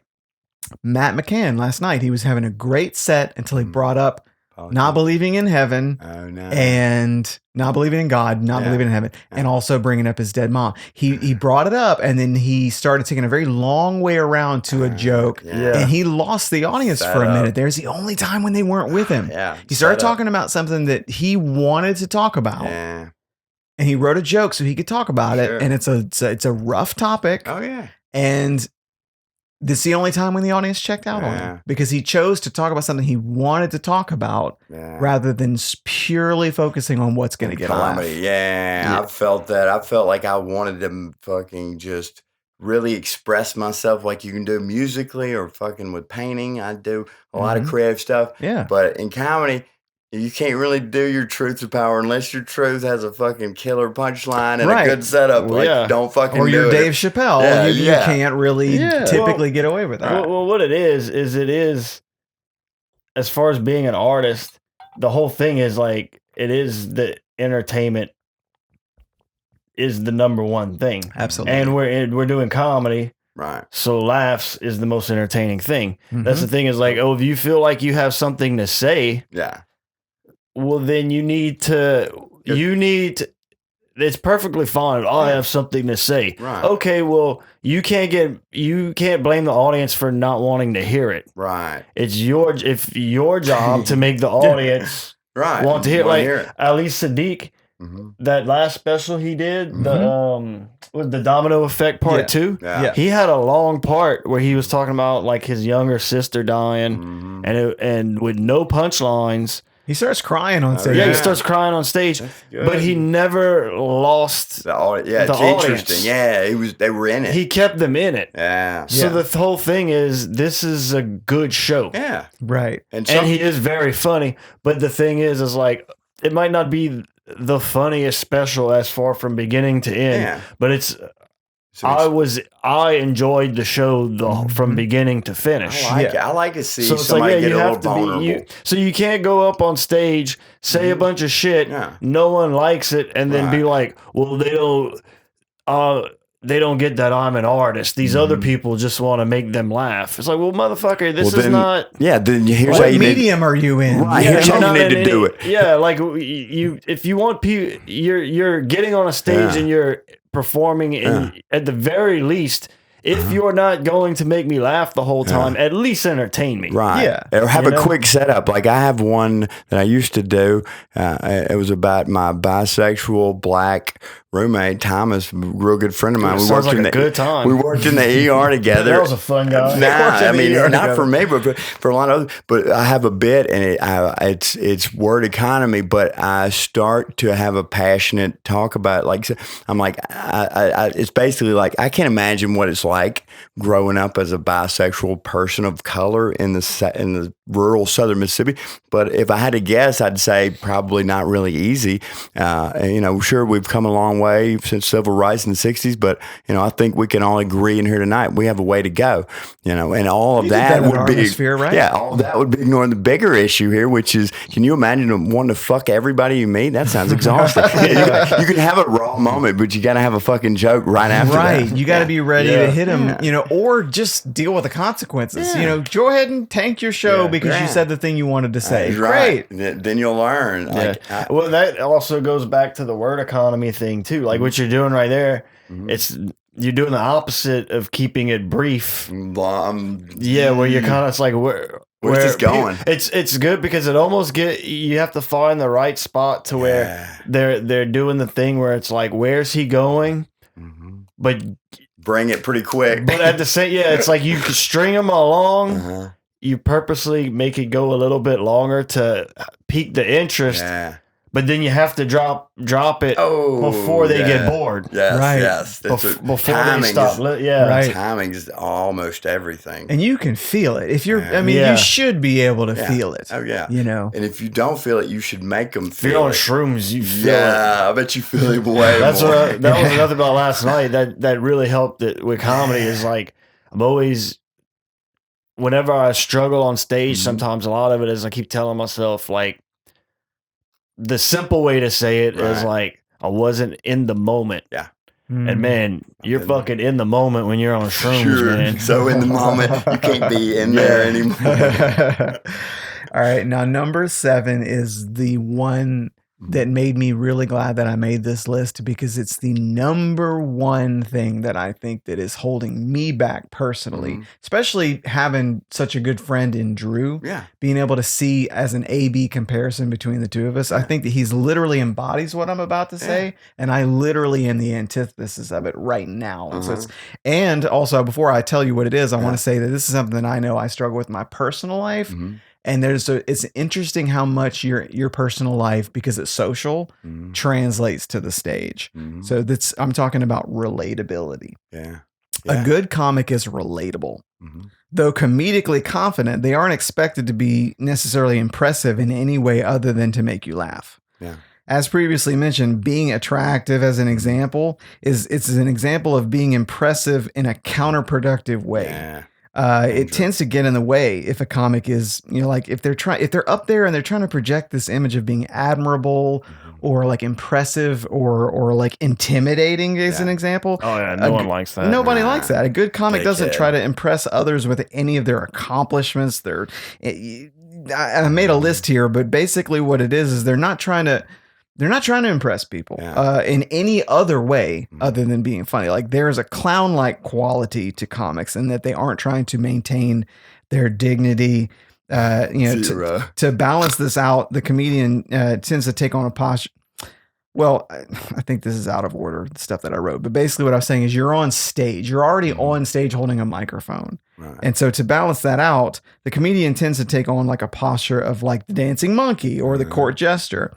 And people like their comics to be sort of falling apart, writing from a place of struggle. Or you could be like the lovable, simpleton, working class guy like the Dusty Slay or the Nate Bargatze. Now, Nate's not working class anymore, but his all of his comedy for so many years before he really made it, he just kind of like, if he talks about the kind of stuff he used to do like for a job before he started doing comedy. And he's just kind of stuff I used to do for a job. And he balances that out by, having a wife and a daughter and living in like Knoxville or Nashville, wherever living in Tennessee. So when he's not doing comedy, he's probably in a probably nicer suburbs than I live in, but he's kind of the suburban dad. Right. He's not in. He's not in the biz. I was going to listen to his podcast. He was going through upcoming dates, and he's been touring real hard. And then he's like, and then I'm going to take a few months off. That's good. And part of what he said too is he said I need to take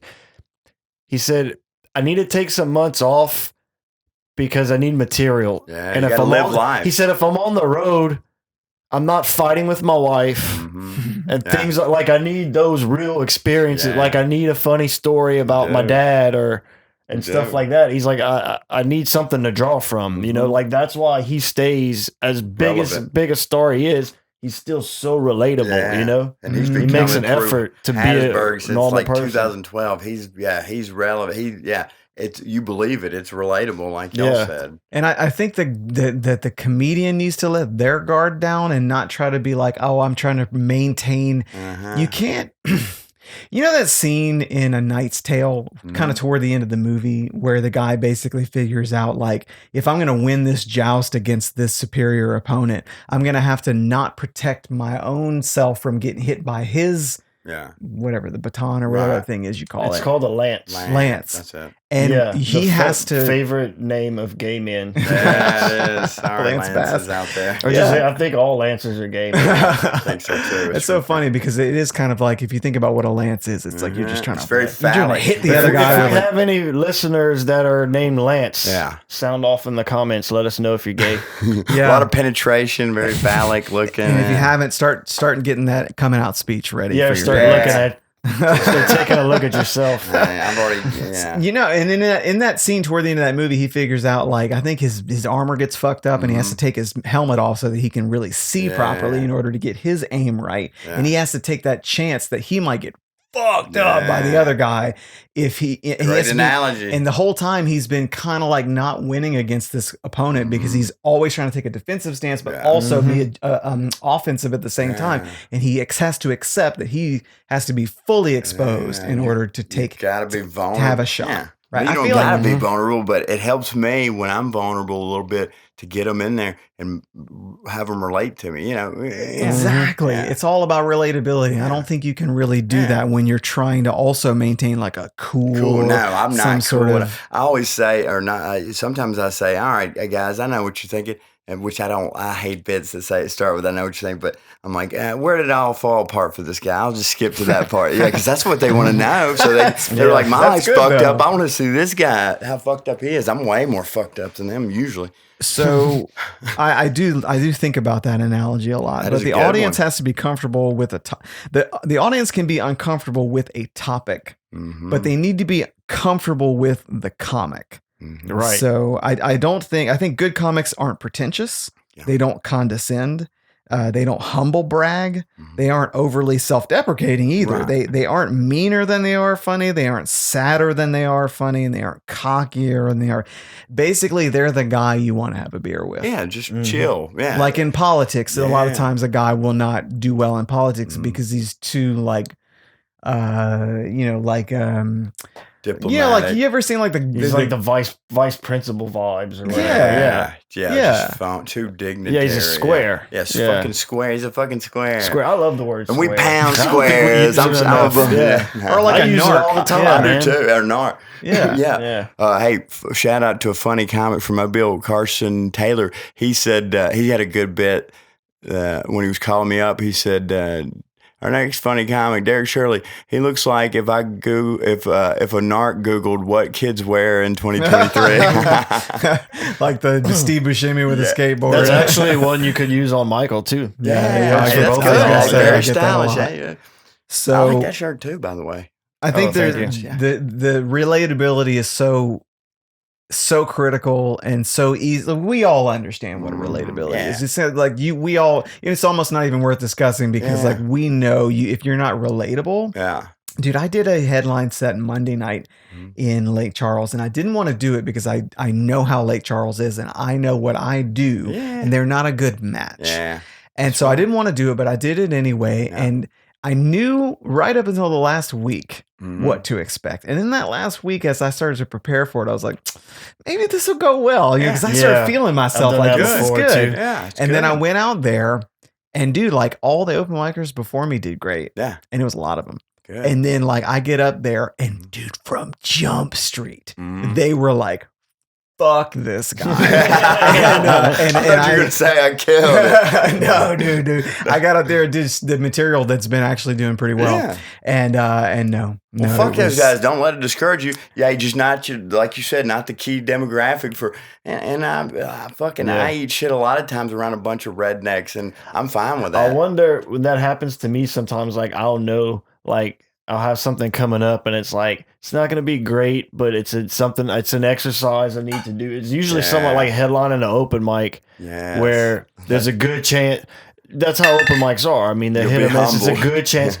But then the few days before, I start thinking like, you know what, I'm going to kill this thing. It's good. And then it ends up being a little underwhelming. Yeah, but. So then there's a thing. I wonder, it's like, well, I wonder if I had the more realistic the realistic expectation I had in the beginning. Right. I wonder if I had done better when you were expecting less. Yeah, if I had performed better, I wonder what it would have done with my performance, because I do know it definitely wouldn't have hurt as bad after, even if the set had gone exactly as it went, if I hadn't built up my expectations like too tattoos high. For some people, like, you know, after a few, you're like, oh, I'm gonna get this tattoo on my elbow, and then after it's been a few years, you're in the beginning, you're expecting this is going to be so painful, I can't stand it. Then when it's not that bad. But then when you get that false sense of confidence, then you get another tattoo. You're like, fuck, that hurt. Right, like that's the worst one you've ever had. Yeah, it's like bombing, I think. Or skateboarding kind of. Yeah, we were talking about this in a group chat the other day, and we were talking about like bombing. Yeah.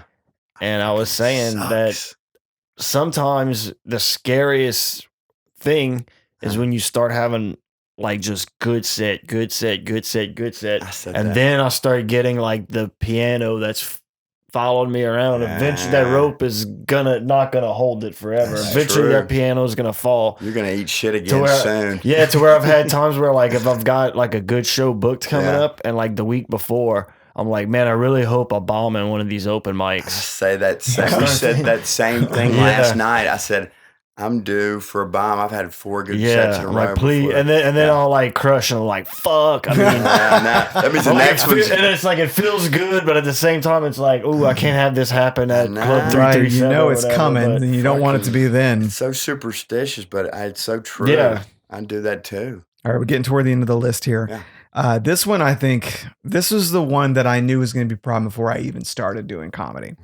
Relevance. All right. A good comic must talk about and understand the cultural zeitgeist. Yeah. I love the definition of this word zeitgeist, often referred to as the spirit of the times, describes the prevailing trends, moods, attitudes, and cultural climate of a particular era or moment.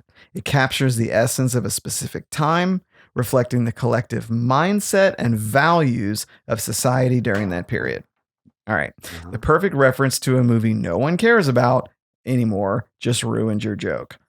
A good comic can't be out of touch or tone deaf. For example, if you are too old or too financially comfortable or immersed in a particular subculture, for example, the one that you created yourself because you got so good and you started selling all these tickets and now you're only performing to this little closed circuit of your, your people, right? Like for me, I would say evangelical Christianity. That was a subculture I got off into that made me weird for sure. But it's real relatable, I feel like, from where I'm from. Anyway. I would say you're right. I mean, I think Taylor Tomlinson's doing some great work with that. I think Pete Holmes does great work with that. Nick Thune had a great where he talked about Hillary Bagley talks about being a Pentecostal, and it's hilarious. So it can be. But then once you get off of that, it can be difficult. Right. Yeah, once you start doing jokes that are out of that culture, when you haven't lived outside of the culture as long as everyone else. Exactly. You're just behind everybody. So then your perspective and opinions are probably irrelevant at that point. Right. It depends on when you tell them. You like, sometimes I've dealt with this, not specifically like Christianity, but like I don't want to do, and there's no rules, I know, but there's kind of unspoken some. like I don't want to reveal this part of myself because it's going to fuck up their perception of me initially in the beginning of my set. You know what I mean? For instance, maybe you don't want to tell them about the event.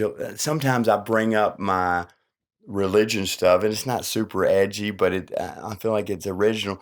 I bring it up after all the other stuff, but then sometimes I'm like, I want to bring up the sex stuff last because that's usually when you're supposed to do it. You want to relate to them, get them on your side first, and then zing them with the orgy joke or whatever it might be. I don't know. That's very interesting. That's very interesting. Yeah, it depends on your order, I guess, in your set that night. But maybe I don't know. I heard I like what you did, every time I've heard it. But yeah, then it becomes you riding the line or between pandering and reading the room. Because if you if you're not reading, it's it's subjective, I guess. I don't know. I sound like a fucking nerd. I think sometimes reading a room is a privilege because if you could read the room and be like, oh, I don't have to do this banger joke and do this banger joke instead. That's almost like a privilege because if you don't have enough material to shift to something, then you're me in Lake Charles doing 20 minutes to a crowd of people that were like, you're not relatable, so we're not going to laugh at anything you say. Right. But then that's another exercise that I'm sure everybody's going to get at one point. If you get paid for a set, and if you're eating a bag of dicks, you still got to finish out your rent. That's the most humbling shit I've ever done. All right, you guys don't give a shit, so I'm going to keep going with the next joke. My mommy didn't hug me enough, so I can handle this. But it still fucking hurts, Man, where's Maggie? Yeah, exactly. I need a hug. Where's Maggie? Come give me a hug and a head stroke, tell please. me it's going to all be all right, Maggie. Please. Man, and you know what's funny, and I know that we've talked about this before because we talked about it about the gala special that kind of kicked off our whole podcast. We talked about how I didn't want to accept the money after. Monday night when the guy handed me the money and it was more than I thought it was going to be, I was like, I feel really weird about taking this money because that was crazy. You saw my set, but it was fine. Yeah, take the money. Take the money. Real comics now it bees like that sometimes. Yeah. And the thing about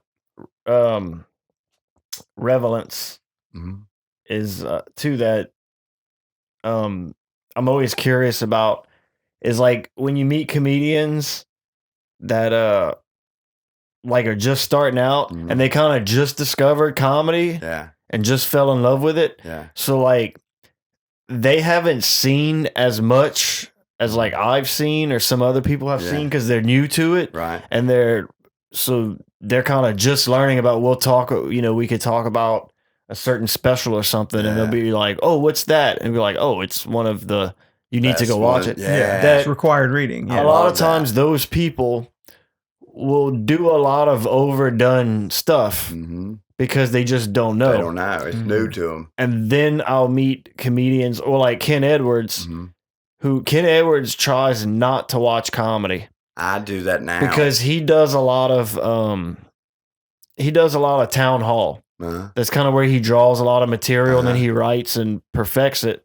So he told me one time, in the car driving to a gig, he's like, I try not to watch comedy because I'm afraid that I'm going to accidentally just start saying something on stage, pull something out of my memory, thinking that I'm having an original thought and I'm just regurgitating something I heard on a comedy special. I've heard a comedian say. And makes sense, but I also worry too, about the thing is but if you don't watch comedy, then you're out. How do you not know you're saying shit that's being said already? But Ken somehow still says fresh. He's still fresh. Everything he's not just a copy of another comedian. You know what I mean? It's novelty. Yeah, he's has still built-in novelty. and he's still very relevant. To the times right now. He knows where the culture is. That's good. Without watching because I kind of quit watching comedy a couple of years. I mean, I still check out specials and I like it, but I don't want it to subconsciously even rub off on me or skewer my line. My thoughts are so absurd usually, and I can't watch enough of it. See, that's the way I love watching comedy, and I think it's part of for me, it's part of me trying to be a better comedian is watching. It's like if you play football, watching film. But like I said, everyone has a different thing because whatever Ken's doing fucking works. See, I feel like my parents brought me up, luckily, on like Richard Pryor, George Carlin records. Then we had VHSs, like all the Rodney Dangerfield specials. Like they loved stand-up comedy. So like I was lucky. Watched it all my life, all up through like when YouTube first came out. I love Bo Burnham. And the Green Room with Paul Provenza, the Tough Crowd with Colin Quinn, like all the inside baseball. I knew theoretically about comedy and comics and on the road, and that always sounded good to me, but it never was accessible until I went to my first open mic. I was like, oh, fuck, I can be as funny as this guy at least. Yeah. You know? Or, you know, and that might have been too brutal because sometimes you eat shit, but it's crazy because most of the time, like, I'll meet people sometimes and they'll, at open mics and stuff, and they'll tell me that I'll try to talk and bring up a new special or something, and it almost comes off as pretentious where they're like, I don't watch any other comedy, like I don't want to absorb anything. Yeah, and that then does like kind of sound pretentious. And then when I'll see it, but then I'll see them on stage, and I'll be like, "You sound like every other fucking comedian. Like you're hacky. Like nothing you say is original." Some of those people, and I'm like, and I'm thinking to myself, like, "Oh, you need to go watch some comedy, right? You know, you need context. Yeah, you need context. That's like true. One guy had told me not too long ago he was doing his first time, an older guy, and it was just like my favorite comedians are Robin Williams, George Carlin, and he's naming all. I mean, they're all great comedians, but they're also all dead and from the 70s. Yeah, and probably most of their stuff. And when he went on stage, you could tell. Yeah, right. You know, kind of like Seinfeld. I love Seinfeld, but like that stuff was when he was doing it in the late 80s and early 90s. Like that was untouched. You know, and he's still good at it, good timing. But it's like we've evolved from. That and then that's what I tell people. Like, there's a lot of people in their 20s that are really into Seinfeld, like the show. Yeah, right. They love the show. Like I guess they discovered on Netflix or whatever. And they're like, oh, this is great.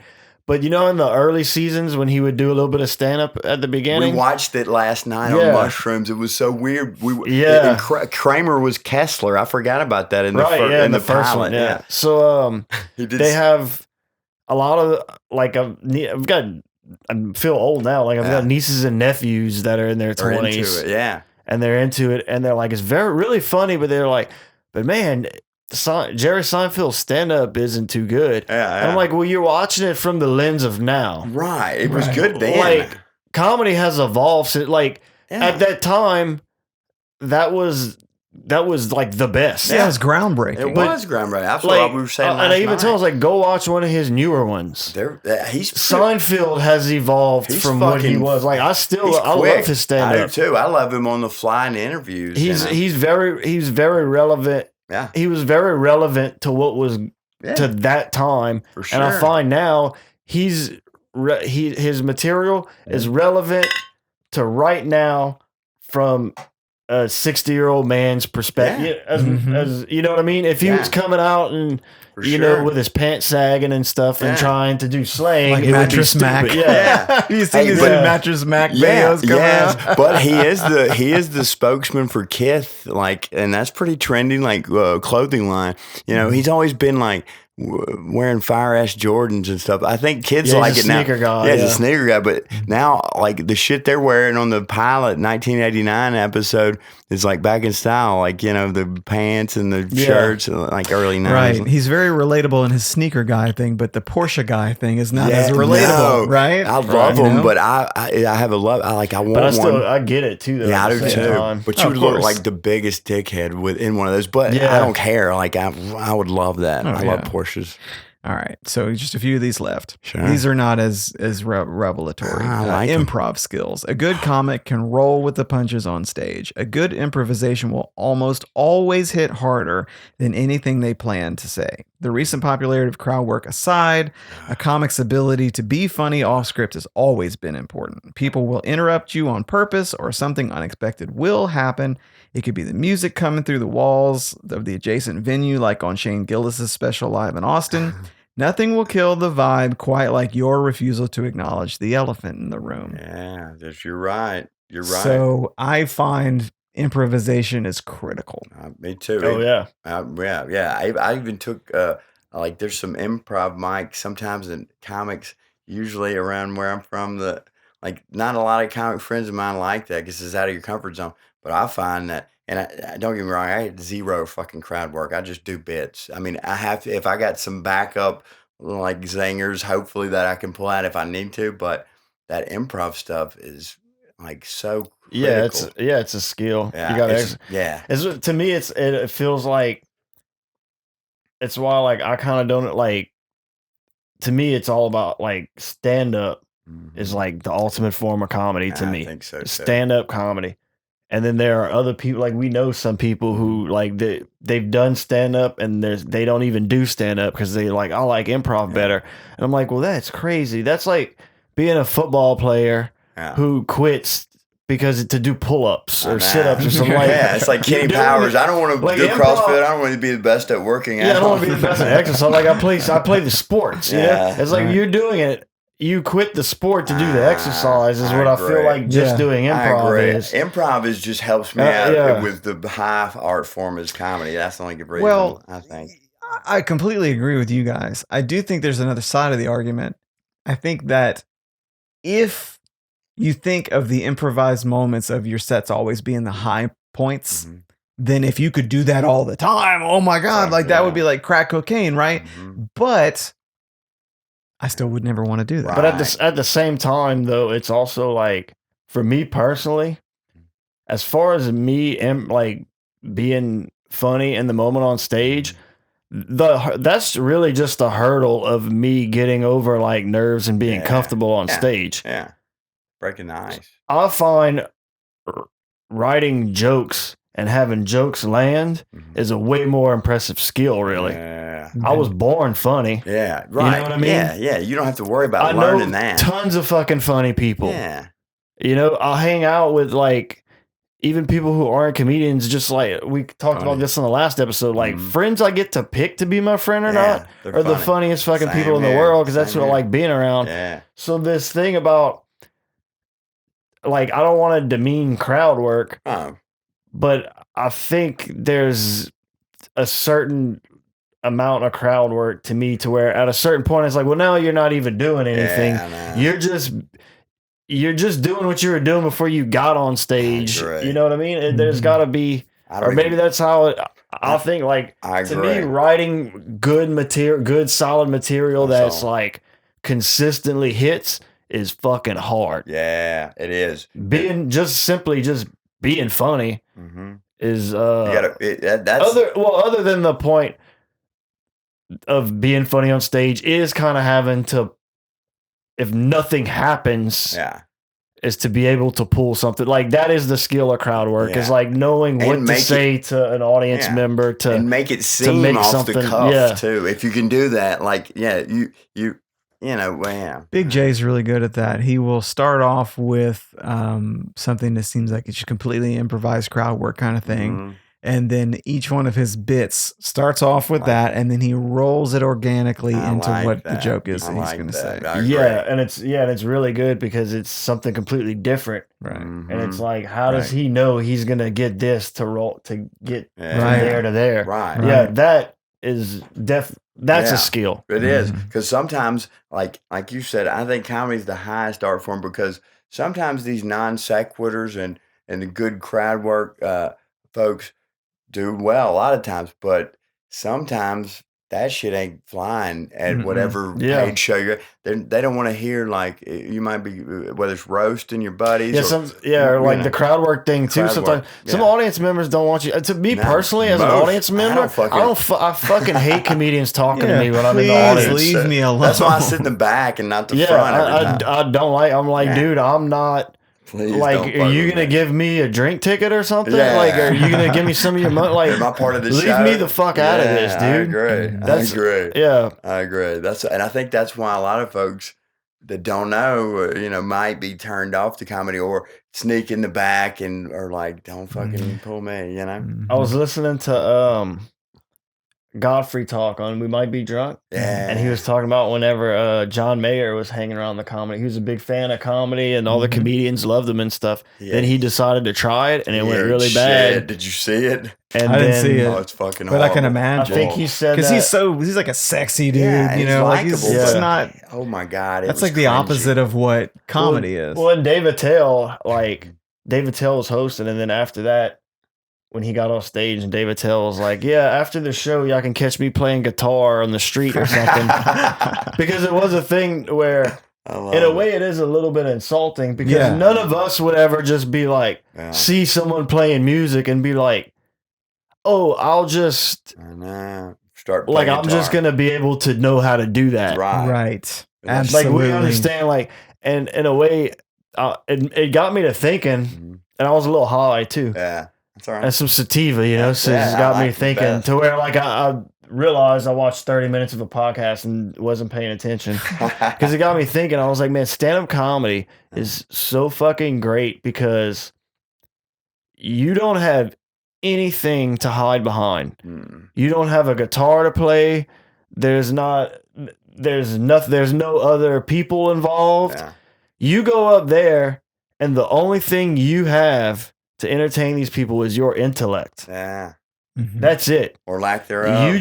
You go inside your brain, inside your head, and then pull things out your mouth and for 10 minutes, 15 minutes, an hour, or however long. And that's it. That's all you bring with you is your brain, your intellect. Do you use your brains like if you like on like a 15 or 20 minute set? Do you memorize like keywords of like 1, 2, 3 minute bits? Like, you know, this word. Like, how do y'all? I've done it a few different ways. How do you, or do you just do flight of ideas, just bounce around like? Oh, mine's pretty well scripted. Scripted, yeah. Okay. Do you do like keywords for like when you study for a test or something, or and write it out? Like I do both, but I try to memorize them. I usually never look at it. I'll kind of try to remember like the first few, the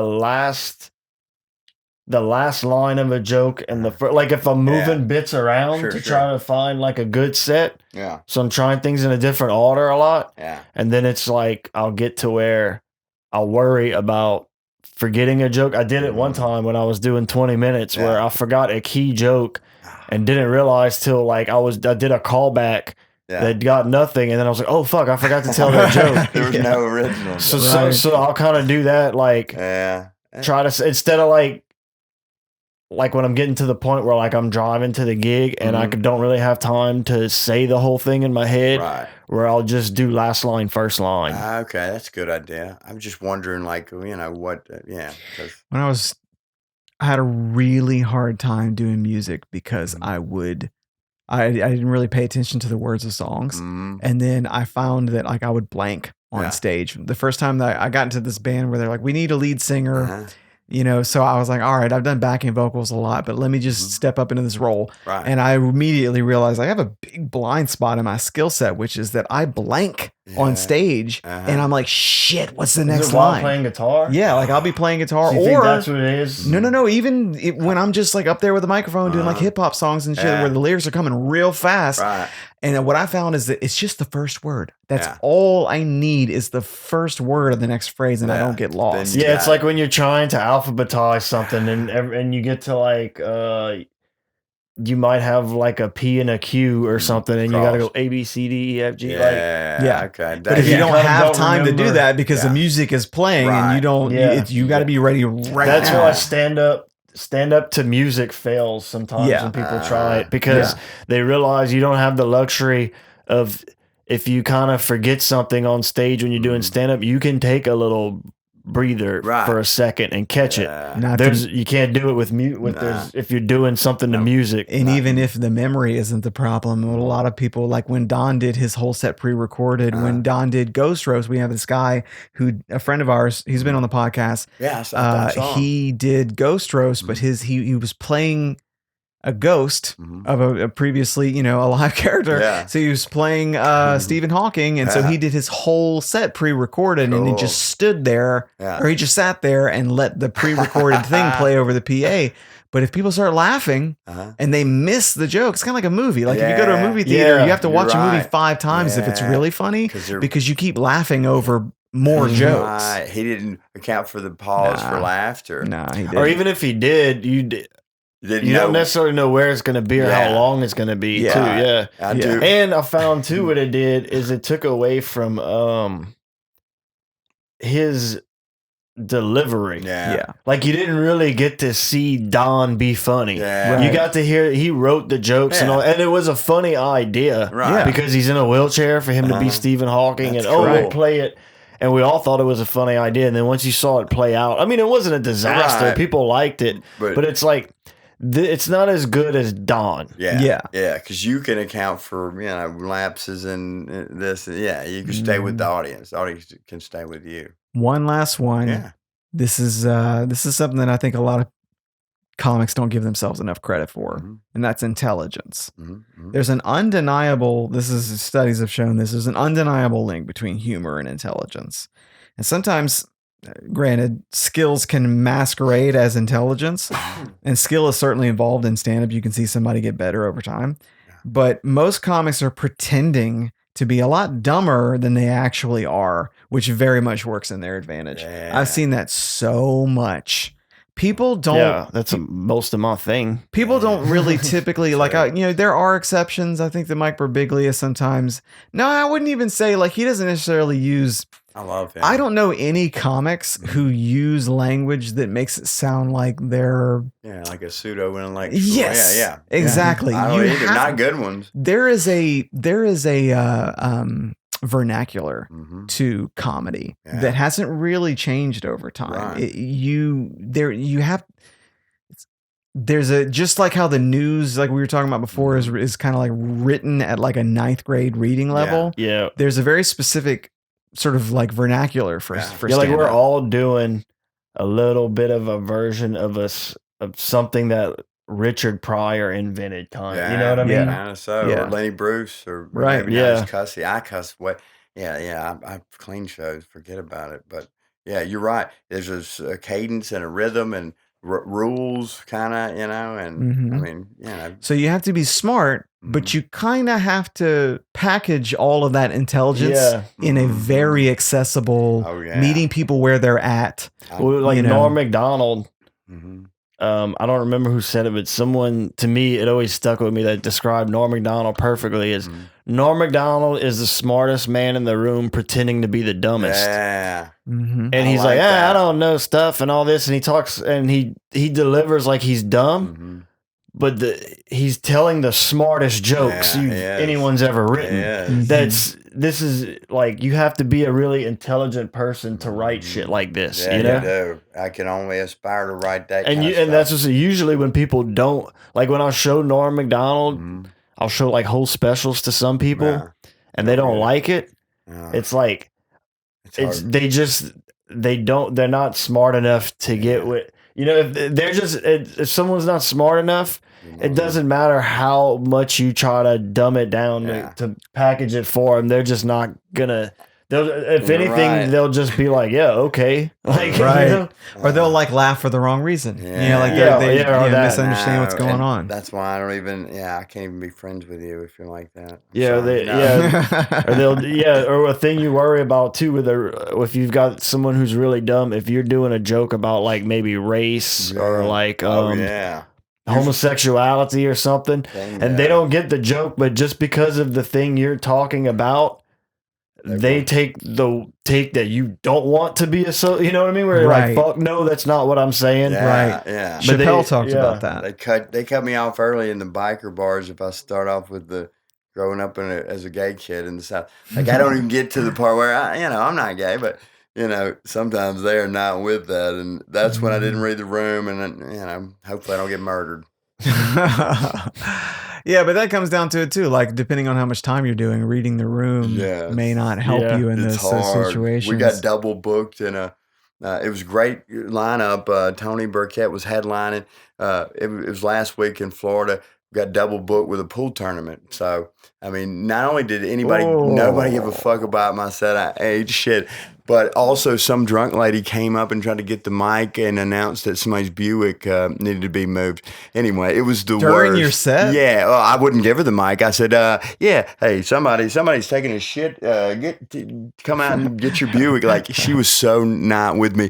Nobody was listening. It was the worst. Like having to do a set at a pool tournament for a comedian. Okay, that would be the sound. That's the equivalent of like a dog having a nightmare that there's just mailmen everywhere. Yeah, I know, it's true. It is. Yeah. Well, that's when I learned that I'm a noob. I'm a rookie because the headliner turned it around. Like he attempted to do his jokes, and I've seen him do well. He's a real funny guy, and not new at this. He just started calling the pool tournament. He was like, all right, swing and a miss. All right, he's winding up. This guy, you sure you want to do that, sir? I don't know. And then the guys in the pool tournament were like playing it up like they're physical comedians. They were hamming it up, and it was funny, and everybody got engaged. And I told him, I was like, congrats.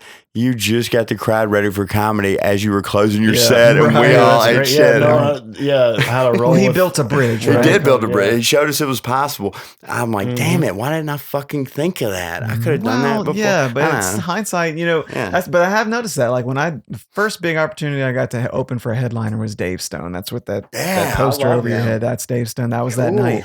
And we unfortunately had these two drunk dudes who, it wasn't a very well attended show, so there was a lot of empty seats. And these two drunk guys, who were those guys from the Muppets? Those two old guys. So they were very much like that. And they were heckling. I was first, and then Maggie was second, and then Dave Stone got up. And it wasn't, Dave, I didn't address it. I tried to kind of be nice with it. Like I tried to incorporate it into what I was going to say next. Yeah, at that time too, I don't think either one of us could. We were both terrified of shit like that. Oh, absolutely. I still am. So then Maggie gets up, and she actually pointed out that they were like those two guys from the Sesame Street or whatever, Muppets. Yeah, Muppets. And so she did a good job of that, and she kind of was like, all right, now shut the fuck up, But then like they kept going, and then Dave got up there, and when Dave got up, he was like, he's such and such, blah, blah, blah, blah, but it is time for you to shut the fuck up. Yeah. And they listened to him, but only because he was very much commanding. I think he used to be a cop. Yeah. And so like he was able to kind of like put it into terms they could understand. The best thing he did is when the guy started, the guy like, man, I wish I remember what he said. Because it was something ridiculous, and he just shouts something out. So then Dave stops and he goes, okay, continue.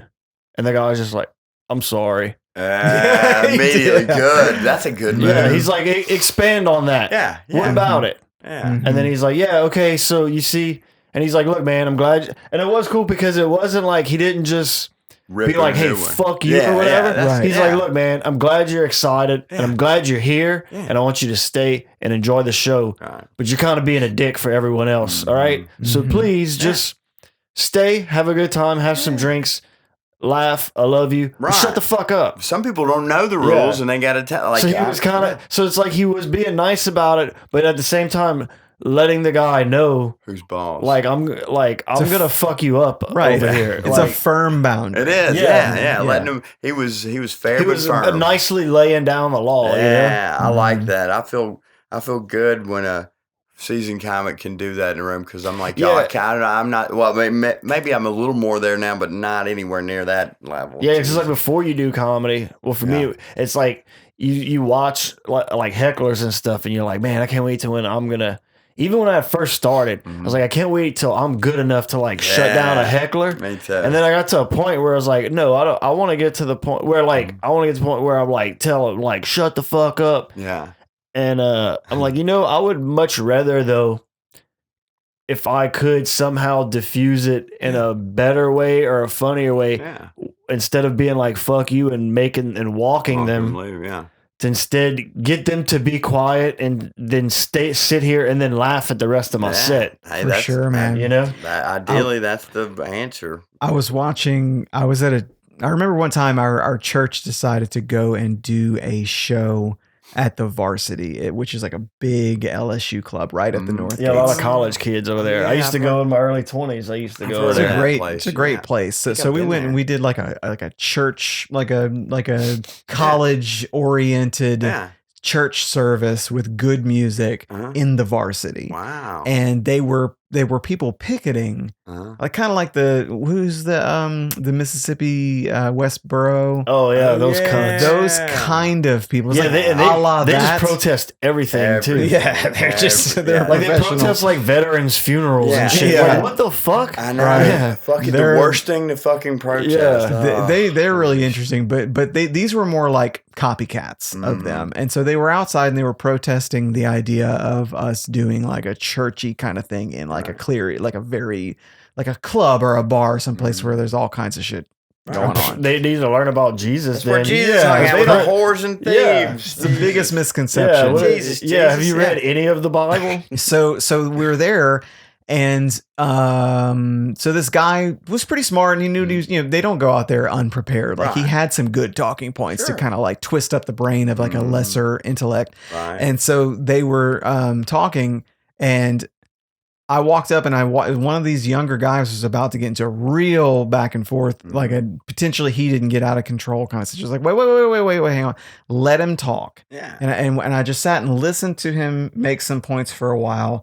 And the only reason I'm bringing this up is because there are situations where it is so much better to win somebody over than to have them storm out. And that's one of those situations.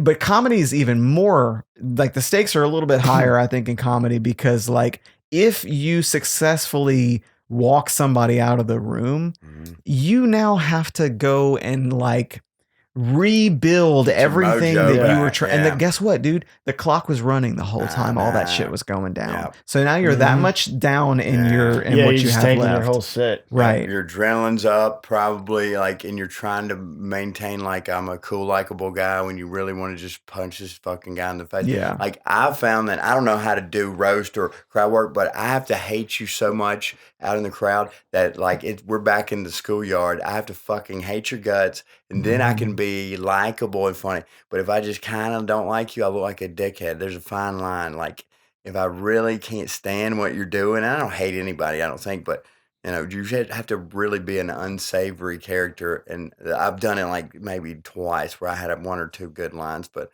that shit scares me to death. Crowd work. Yeah, I think we're kind of.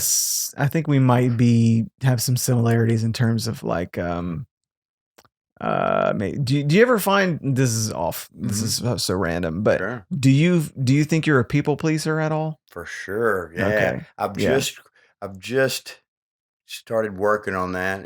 With counseling and therapy and comedy now, but yeah, for sure. My mom never told us, she loves us and I love her, but she's real critical, like we talked about earlier. Always had to look and dress perfect, me and my sister, and like present ourselves a certain way, and never was. She just told me she's proud of me, and like from last night, never has said that. And I think she just knows her time's coming up. They're getting older. I don't know. Interesting. But it made me feel really good, and I think I'm always going to be trying to get her approval, maybe, I don't know, but yeah, I'm a people pleaser to the nth degree. Yeah, and, you're in the caring professions too, and so certain personalities are well suited to that. And backgrounds. I keep taking these tests, and they keep saying you should go into the caring professions, and I'm like, well, I work for a fucking global engineering firm. It's the most uncaring. Would it be funny if you took the test and the quiz or whatever, and at the end it was like you should have a baby? Yeah, or say you're autistic and you should have a baby. Look, you're a lady. I have the person, and this is just have a spa day. Hey, that sounds kind of nice. I took a personality test, and I essentially have the personality profile of a woman. And so that's not probably surprising to anybody, because a lot of my comedy is basically kind of like talking about that. Yeah, and we're always telling you. Yeah. And if I didn't know it, they'd be sure to let me know. Hey, I like it. You're gay. Hey, that's a good way to get in there with the ladies. Hey. Actually, it is. Hey, see? Yeah. I could, but that's where I get that too sometimes. And it doesn't offend me, I guess, because I'm not a homophobe, but some people get really upset about that. Yeah. So, Zach, the first time I met this comedian from Florida, Zach Van Gestel, he's like, no offense, but are you gay? You're giving off gay vibes. I'm like, no. But I like your boldness. I'll say for certain things, okay. I was telling my wife this last night. I was like, I'm noticing a thing now that is one of these old school masculinity things that we could consider toxic masculinity. Right. But I think we should bring it back. Yeah. And that is when I was learning how to drive and stuff, it used to be considered like if a man was not a good driver, it's like you were less of a man. It's like, what are you, a chick? You don't know how to drive? And now I see a lot of men in like big old trucks and stuff. Don't know shit. Driving like chicks. Yeah. And I was like, I think we need to bring that back again. I think we need to shame it. And in fact, I think it's manlier. Like I don't look at you as less of a man. Like I could see you suck another man's cock, and I would be like, all right, that's his thing. But if I see you stop at a roundabout, you're not a man, okay? Like that you can ask any of my close friends. I'm the worst. Not only the worst fucking driver, the worst with directions. I'm worse than an Asian woman. Like I really am. And I love Asian women. They're my favorite women. So Scandal noted. Yeah. There's so much so that my car is still in New Orleans from last Friday because I fucking hate driving. I usually bring a comedy buddy with me, and I was so excited just to go. I didn't, and and I agree. Like every other, that's like the ultimate gauge of masculinity. Like is driving, and I'm the worst. I'm so ready to just fucking hire one of my kids to drive me around. I fucking hate it. But anyway. Just to be clear, are you saying that you have a car that's sitting in like a pay per day parking garage somewhere? Yes, I am. Shout out Chapatula Street parking garage on Chapatula Street in beautiful New Orleans, Louisiana. Listening to our podcast, like, fuck yeah. Paid by the day. They mentioned me on They gave us a shout out. Yeah. That's on Chapatula Street in New Orleans. It's $30 a day. So I'm looking at about $300 right now. I might just wait for 1 or 2 more days because I'm dreading all my friends who are around there are like, you don't want to come this day. And then the next day, this fucking parade's even worse because it's going to be so crazy. Right. So I've compulsively or impulsively read every Yelp review like all night at this particular parking garage. It has the best security in the city. With that being said, still break-ins happen. I have like so much shit in there. Anyway, it's totally... Go easy on him, guys. He pronounced Chapatulas correctly. Hey, I did. So, be cool. That'd be cool. Right. That's where I was born in New Orleans. My parents had... My dad's from D.C. Mine's from Meridian. They had me in New Orleans. They didn't think they could have kids. But yeah, I talk like Paula Deen, but they talk like intelligible human beings. All right. We like to wrap up each episode with a hypothetical question for the guests. So hopefully like illuminate like what in your life rivals stand-up comedy and like importance and meaning. Yeah. So like I had this experience where I realized at one point that I would give up sex for comedy if it meant that like all of my comedy dreams would come true exactly the way that I wanted them to. Yeah. So like if you had to make a deal with the devil to give something up, something that was very costly, but then in exchange for that, all of your comedy dreams would come true exactly the way they wanted them to. What do you think that would be? Well, I've got a question. Is there a caveat with the thing? I kind of want what you just said. Okay, if I had to give up sex, could I still jerk off? Yeah, in my hypothetical, I could still jerk off. You're the first one to ask that question, too. Am I? Yeah, you're not the first. Okay, all right. Well, then, all right. Let me think of something else. Right, no, I'm just saying, like, can we jerk? People will definitely want to know. Ask, can we jerk off? Yeah. Oh man, I would love my comedy to take off, but because you mentioned before that you were like, oh, maybe I could be asexual, like as a joke. Dude, so I was if I stay busy doing comedy, I'm sure I'd want a nice lady, but I know that the chances of me meeting somebody that's not set in their ways with fucking kids and just all these extra little quirks, baggage, like I don't have any. The possibility of that for me seems slimmer.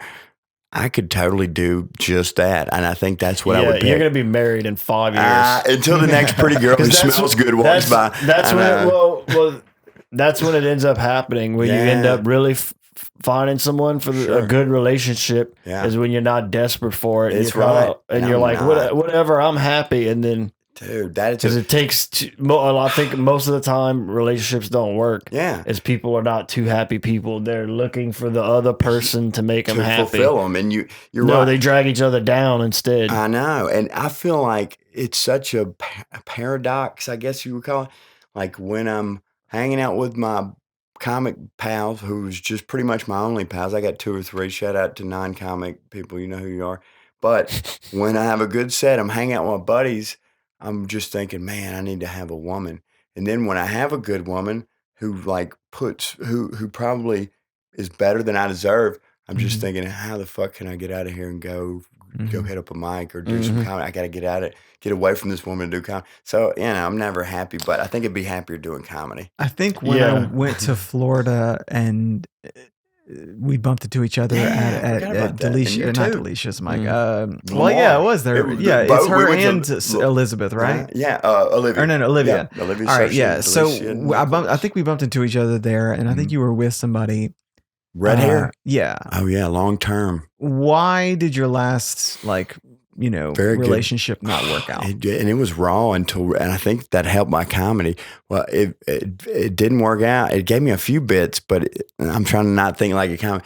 It didn't work out because the very thing she liked me for, I'm spontaneous, I'm passionate, adventurous, I'm fun, interesting, is the same shit she was picking me apart for a year later. And like the joke said, why is that? That's not a reflection negatively on me. I've not sold you any fake goods. Bill of goods. Yeah. I've not been fake advertising. That's on you, girl. You don't. Yeah, there's some women that do that. I've noticed too, there's some women do this thing too where they take a guy, they'll meet a guy and he's single. So he's single and he's very free. Yeah, and fun. And he's doing a lot of guy shit. You know what I mean? And then they take him and then they domesticate him and then they turn him into this sweater wearing motherfucker and he's carrying a purse at that's what happened to my dad. He's carrying a purse at Bed Bath & Beyond, and then at a certain point then they go fuck this other guy, or they want a divorce because they're like, well, I'm not attracted to you anymore. It's like, because you turned me into a bitch. You know what I mean? So it's like their entire relationship was a shit test to see,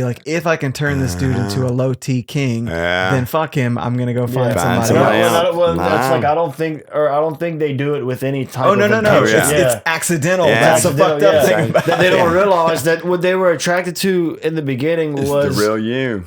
Because they're straight heterosexual women, is that they were attracted to the man being a man. You know what I mean? Yeah. That's why I always keep me and my wife even talk about this to where she'll laugh about she'll on Facebook when Christmas time comes and she'll see the dude who he's in pajamas with his wife. The wife buys him the matching pajamas. That's been me on the Christmas card. But yeah, what a bitch. But my wife's always because she's like, the guy doesn't want to do that, but he's doing it, and she's like. She tells me, she's like, one of the things I like about you is you would never do this. Yeah, that's good. And I never would. To your guns. I don't go to fucking baby showers. That now men and women go to baby showers. Yeah. I don't go to that, and I'm not trying to be because I'm a man, alpha. Even though it kind of is for that reason. But a lot of it's because it fucking sucks. It does. Yeah. It fucking sucks, and y'all know it fucking sucks. And now, at some point, women decided it's not fair that they don't have to do this shit. Instead of just not doing it anymore, now y'all want to drag us to, and I'm not going because it fucking sucks. It's good. It's good to stick to your guns. I've never been to one, but every time a woman gets back from a baby shower and tells me about it, I want to fucking kill myself. Yeah, because they're talking about how horrible it is. I'm not going. I'm not going. And we talked about that the other day on the podcast, but women talk so much shit about each other when they come home from hanging out with one another at a girls event only. And it's like, dude, I don't want nothing to do with I don't that. want to go. Yeah, you just told me about this monster, and then it's like, Right. oh, hey, girl, I Oh like yeah, your that's shoes. the thing about being in any kind of couple is that like they tell you all the shit about their friends that they don't like, and or in-laws. That's like never complain about your spouse to your parents because they will then have they're some never gonna ammunition. forget that. They're shit never that you gonna said. forget. I know. Maybe You're you were right. having a bad day, so you complained about it. I was like, oh, you just planted a seed that's gonna grow into an oak tree. Bingo, now. bingo. Yeah. You know, Yeah. bingo. And that's what this podcast is really all about: is marriage advice. Yeah, yeah, and wrong fucking one talking to that. Bitches be crazy. Bitches be shopping and crazy. Yeah. All right, Derek, do you have any dates or socials you want to plug? Oh yeah, February 16th, downtown Pensacola, BTB Comedy. Catch me and Tony Burkett along with host Olivia Searcy and Delicia Nicholas for Odd Colony Brewing Company, 8 p.m. I'll be opening up, I think, and then I'm going to shoot over to Foley and co-host a roast battle with Lamar DeFore. Check my socials for the exact location. I double booked it, but I checked with the two people. It's good. And then I think, I got a festival in May. That sounds fun. And I think there's some more, but that's the only ones I want to plug. Oh, yeah, it's been a pleasure, dude. Y'all are so fun and interesting. You mentioned your socials. Where can people find you? Oh, yeah. Thank you. Good. Old man here. I am on Facebook at Derek Shirley Comedy and Doob Shirley 79 on Instagram. And then you can catch me on TikTok at Sherrick Durley Comedy. And if you don't remember all that, then we'll put it on the screen. Yeah, there you go. Good. See, y'all are so professional. Fuck, dude, this has been a blast. He's professional. Yeah, you both are. Yeah, it's like I'm yin and yang. hungover right now, dude. Hey, I couldn't tell. Yeah, I couldn't tell at all. Well, folks, we hope you guys have enjoyed this really stimulating conversation with our wonderful guest, Derek Shirley. And of course, you guys keep plugging away at it. We'll see you next week.